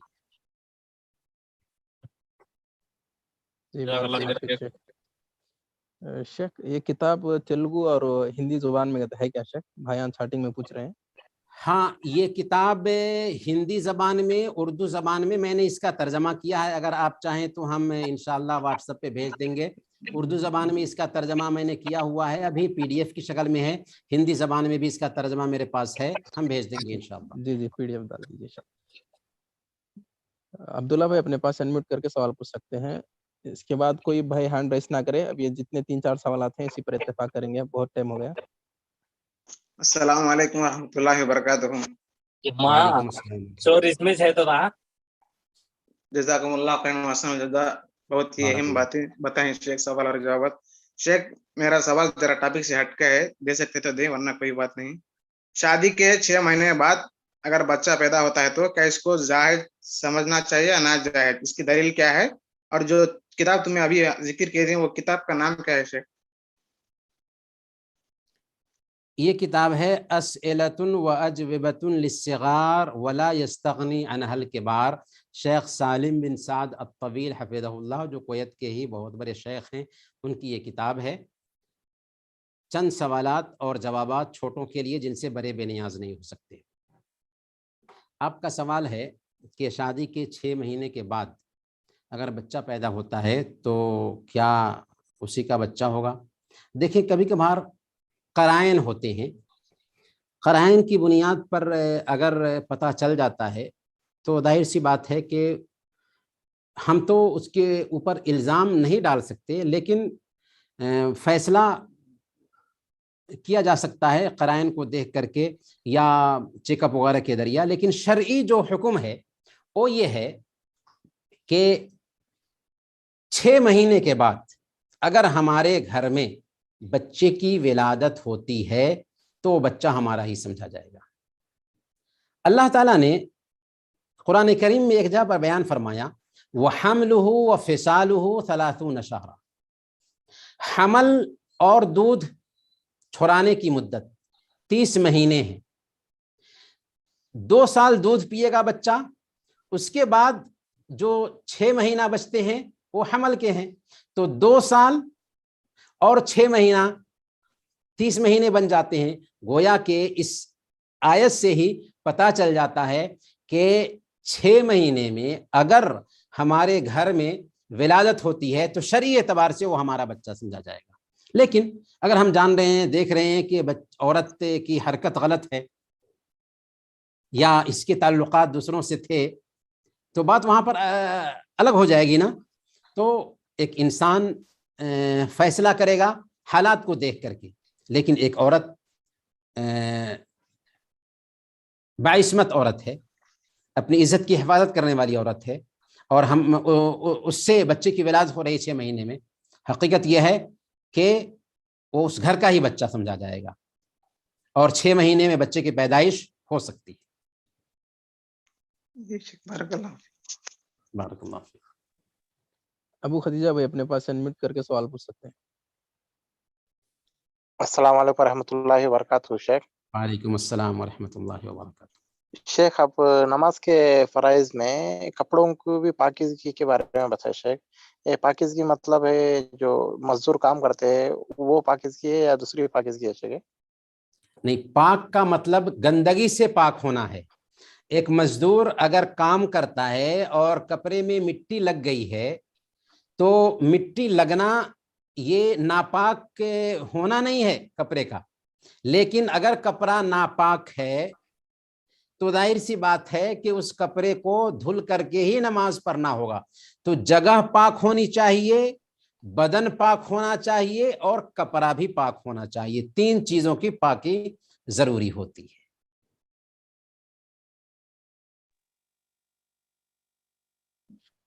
بارک اللہ فیک. شیخ امام قاسم بھائی اپنے پاس انمیوٹ کر کے سوال پوچھ سکتے ہیں. السلام علیکم ورحمۃ اللہ وبرکاتہ. وعلیکم السلام ورحمۃ اللہ. خیریت کیا شیخ؟ الحمدللہ، اللہ سلامت رکھے آپ سب کو. انشاءاللہ. میرا ایک سوال ہے شیخ، کیا زکوٰۃ کے پیسے رشتہ داروں میں دے سکتے ہیں کیا شیخ؟ بھان بھائی ماں باپ الگ ہے تو دے سکتے ہیں کیا شیخ؟ سنن ابی داؤد کی روایت ہے، اللہ کے نبی صلی اللہ علیہ وسلم نے بیان فرمایا الصدقۃ علی المسکین صدقہ وعلی ذی رحم ثنتان. وعلی ذی الرحم اثنتان صدقۃ وصلۃ، کہ مسکین کو اگر صدقہ دیں، زکوٰۃ دیں تو صدقہ کرنے کا ثواب ملتا ہے، لیکن اگر رشتہ دار کو زکوٰۃ دیں، صدقہ دیں تو صلہ رحمی کرنے کا بھی ثواب ملتا ہے اور زکوٰۃ دینے کا بھی ثواب ملتا ہے، گویا کہ ڈبل اجر ہو جاتا ہے، ڈبل اجر ہو جاتا ہے اگر آپ اپنے رشتہ دار کو زکوٰۃ دیں گے تو۔ لیکن کب؟ جبکہ واقعی آپ کے رشتہ دار زکوٰۃ کے مستحق ہوں۔ اگر آپ کے رشتہ دار زکوٰۃ کے مستحق ہیں اور آپ ایسی حالت میں دور کے کسی غریب کو دیتے ہیں تو آپ کی ترجیح نہیں رہی، بہتر یہ ہے کہ آپ اپنے رشتہ دار کو زکوٰۃ کے پیسے دیں، کیونکہ اگر آپ رشتہ دار کو زکوٰۃ کے پیسے دیں گے تو اس میں دوہرا اجر ملے گا۔ اب یہ ہے کہ جن لوگوں کی آپ کفالت کر رہے ہیں، جو آپ کی کفالت میں ہیں، ان کو زکوٰۃ کے پیسے نہیں دیں گے، لیکن جو آپ کی کفالت میں نہیں، جیسے بہن ہے شادی شدہ ہے، بھائی ہیں شادی شدہ ہیں، تو بہن کو زکوٰۃ کے پیسے دے سکتے ہیں، بھائی کو زکوٰۃ کے پیسے دے سکتے ہیں۔ بارک اللہ فیک شیخ۔ خادر بادشاہ بھائی اپنے پاس سے انمیوٹ کر کے سوال پوچھ۔ السلام علیکم ورحمۃ اللہ وبرکاتہ شیخ۔ وعلیکم السلام ورحمۃ اللہ وبرکاتہ۔ شیخ اونٹ کا گوشت جو کھانے سے وضو ٹوٹ جاتا ہے، بولے تو وجہ کیا شیخ؟ جی ہاں، وضو کے حوالے سے صحیح مسلم کی یہ حدیث ہے، اللہ کے نبی صلی اللہ علیہ وسلم نے بس اتنا کہا، تودع من لحوم الابل، اونٹ کا گوشت کھانے سے وضو کرو۔ ایک مسلمان اللہ اور اس کے رسول کے حکم کے سامنے سر ٹیک دینے والا ہوتا ہے۔ دیکھیں، یہ سوال جو ہے نا، اس کے فلسفہ کی طرف میں نہیں جاؤں گا، لیکن یہ جو سوال آیا نا، وجہ کیا ہے اس کی طرف میں دھیان دینا چاہتا ہوں، دلانا چاہتا ہوں۔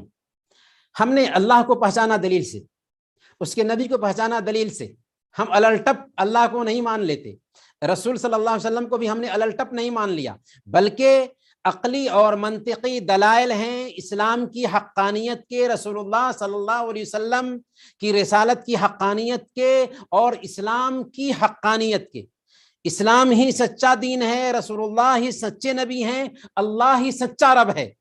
اب ظاہر سی بات ہے، اس رب نے ہمیں جینے کا فارمولہ دیا تو اس میں تو حکمت ہوگی ہی، جبکہ دینے والا کون ہے؟ الحکیم ہے، اور اس نے فرمایا الا یعلم من خلق وهو اللطیف الخبیر، کیا وہی نہ جانے گا جس نے پیدا کیا اور وہ باریک بھی اور خبر رکھنے والا بھی ہے۔ آپ غور کریں، آپ ڈاکٹر کے پاس جاتے ہیں، دوا لیتے ہیں، دوا ڈاکٹر کہتا ہے کہ یہ دوا اتنی مرتبہ، یہ دوا اتنی مرتبہ اور یہ دوا اتنی مرتبہ کھانا ہے، آپ یہ نہیں پوچھتے کہ یہ دوا اتنی مرتبہ کیوں، یہ دوا اتنی مرتبہ کیوں، یہ دوا اتنی مرتبہ کیوں؟ اس لیے کہ آپ کو وشواس ہے، یقین ہے کہ ڈاکٹر کی تشخیص صحیح ہے، اس لیے آپ سوال کرتے ہی نہیں کہ یہ دوا اتنی مرتبہ کیوں کھائیں گے ہم۔ بالکل ویسے ہی اللہ اور اس کے رسول کا فرمان آ جائے تو سوال کیوں کا نہیں ہونا چاہیے، بلکہ ایک مسلمان سر ٹیک دینے والا ہوتا ہے۔ فلا وربک لا یؤمنون حتی یحکموک فیما شجر بینہم، کہ تیرے رب کی قسم وہ ایمان والے نہیں ہو سکتے جب تک کہ اپنے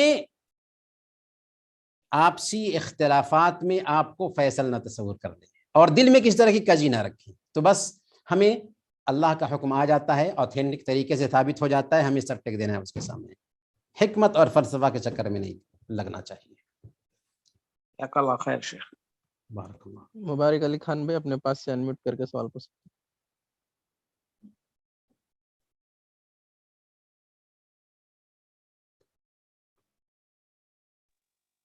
مبارک بھائی اپنے پاس سے انمیوٹ کر کے سوال پوچھ سکتے ہیں۔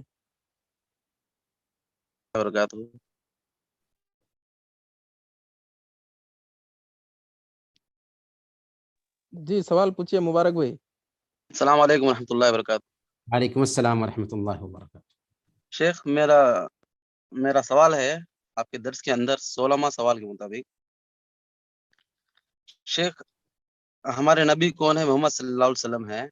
دنیا میں تو انسان کہیں گا اور اس کو پہچانیں گا، اگر خبر میں تیسرا سوال جو ہوگا من ربو کا، من نبی کا، تمہارا نبی کون ہے، جو فرشتے پوچھیں گے، تو دنیا میں آپ صلی اللہ علیہ وسلم کو پہچاننا ضروری ہے نا، فرض بنتا ہے نا شیخ انسان کے لیے؟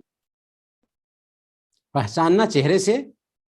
نہیں، پہچاننا ان کے تعلیمات کو شیخ۔ جی ہاں بالکل بالکل۔ بالکل یعنی اللہ کے نبی صلی اللہ علیہ وسلم کی تعلیمات کے مطابق زندگی گزارنا ضروری ہے، تبھی ان سوالوں کا جواب ہم دے پائیں گے۔ اگر ہم نے اللہ کے نبی صلی اللہ علیہ وسلم کی تعلیم کے مطابق زندگی نہیں گزاری ہوگی تو یہ سوال بہت مشکل پڑ جائیں گے۔ بڑے بڑے پی ایچ ڈی ہولڈر جو ہے نا ان سوالوں میں پھیر کر جائیں گے، اور ایک عام آدمی جس کو الف با کی بھی تعلیم نہیں تھی وہ بھی ان سوالوں کا جواب صحیح سے دے پائے گا۔ تو اصل مسئلہ یہ ہے کہ اللہ اور اس کے رسول کی شریعت کے مطابق اگر ہم نے زندگی گزاری ہے تو ہم ان سوالوں کا جواب آسانی سے دے پائیں گے۔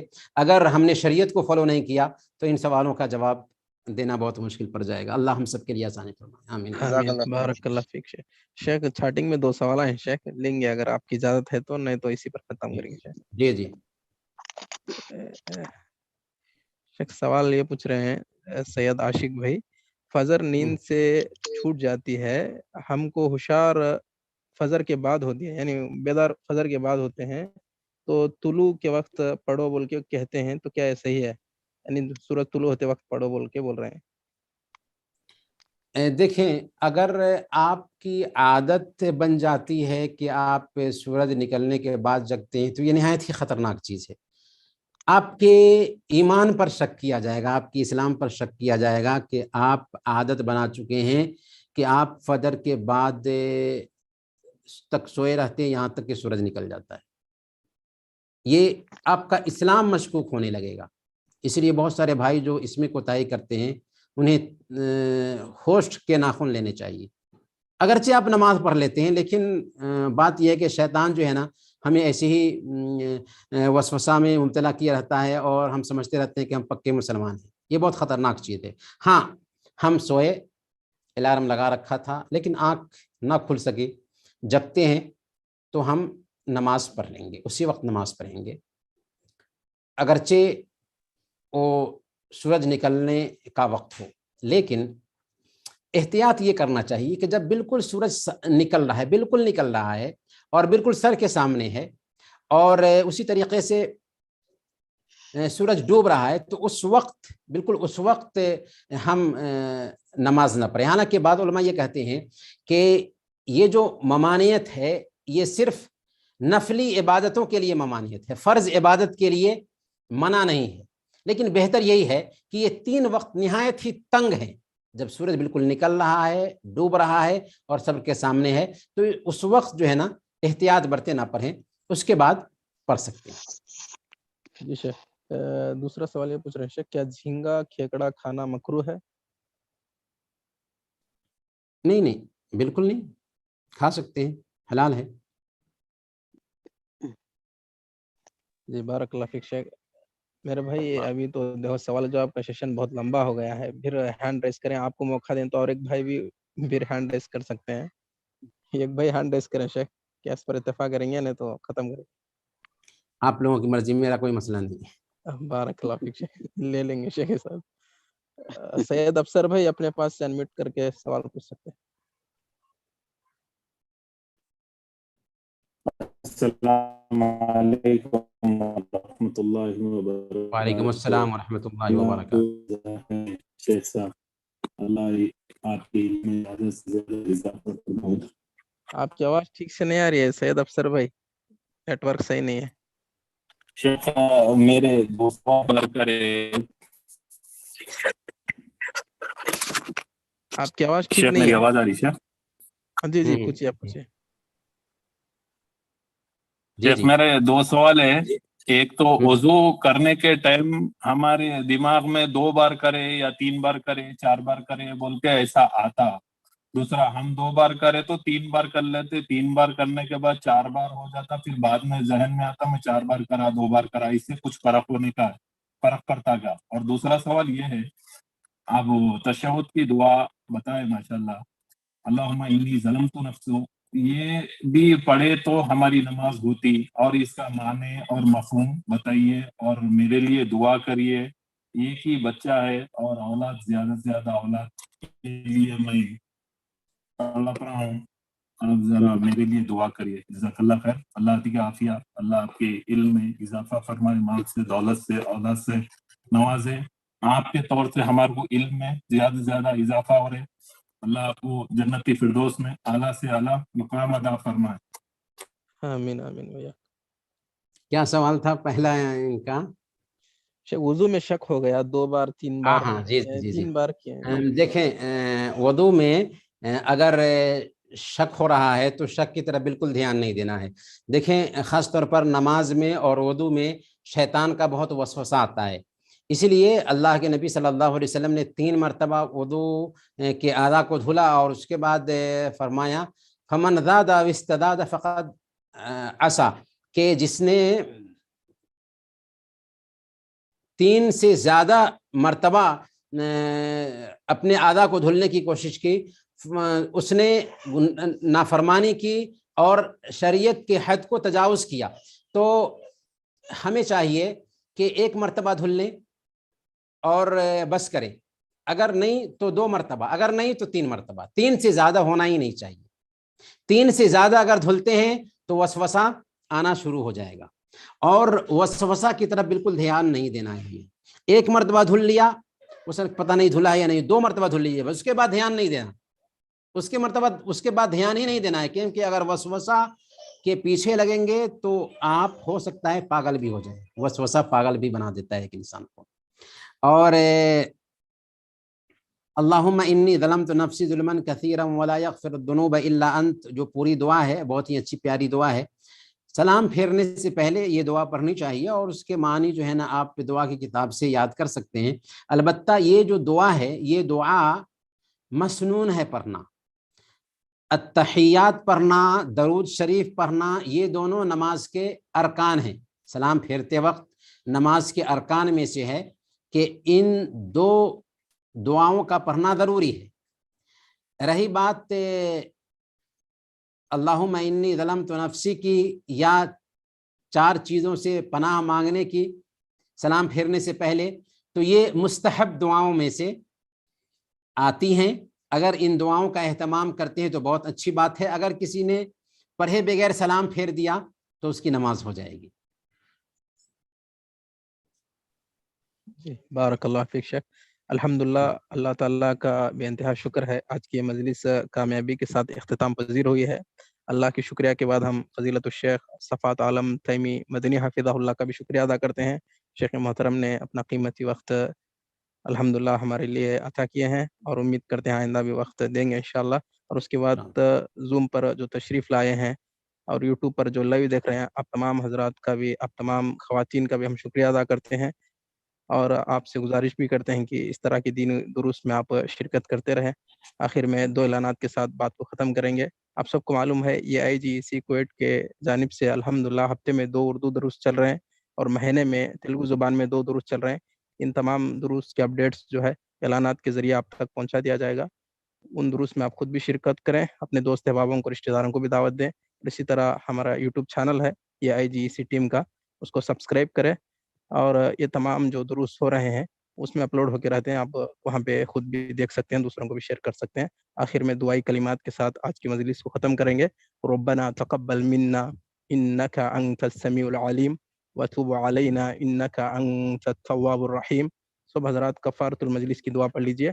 सुब्हानक अल्लाहुम्मा व बिहम्दिका अशहदु अल्ला इलाहा इल्ला अंता अस्तगफिरुका व अतूबु इलैक। अस्सलामु अलैकुम।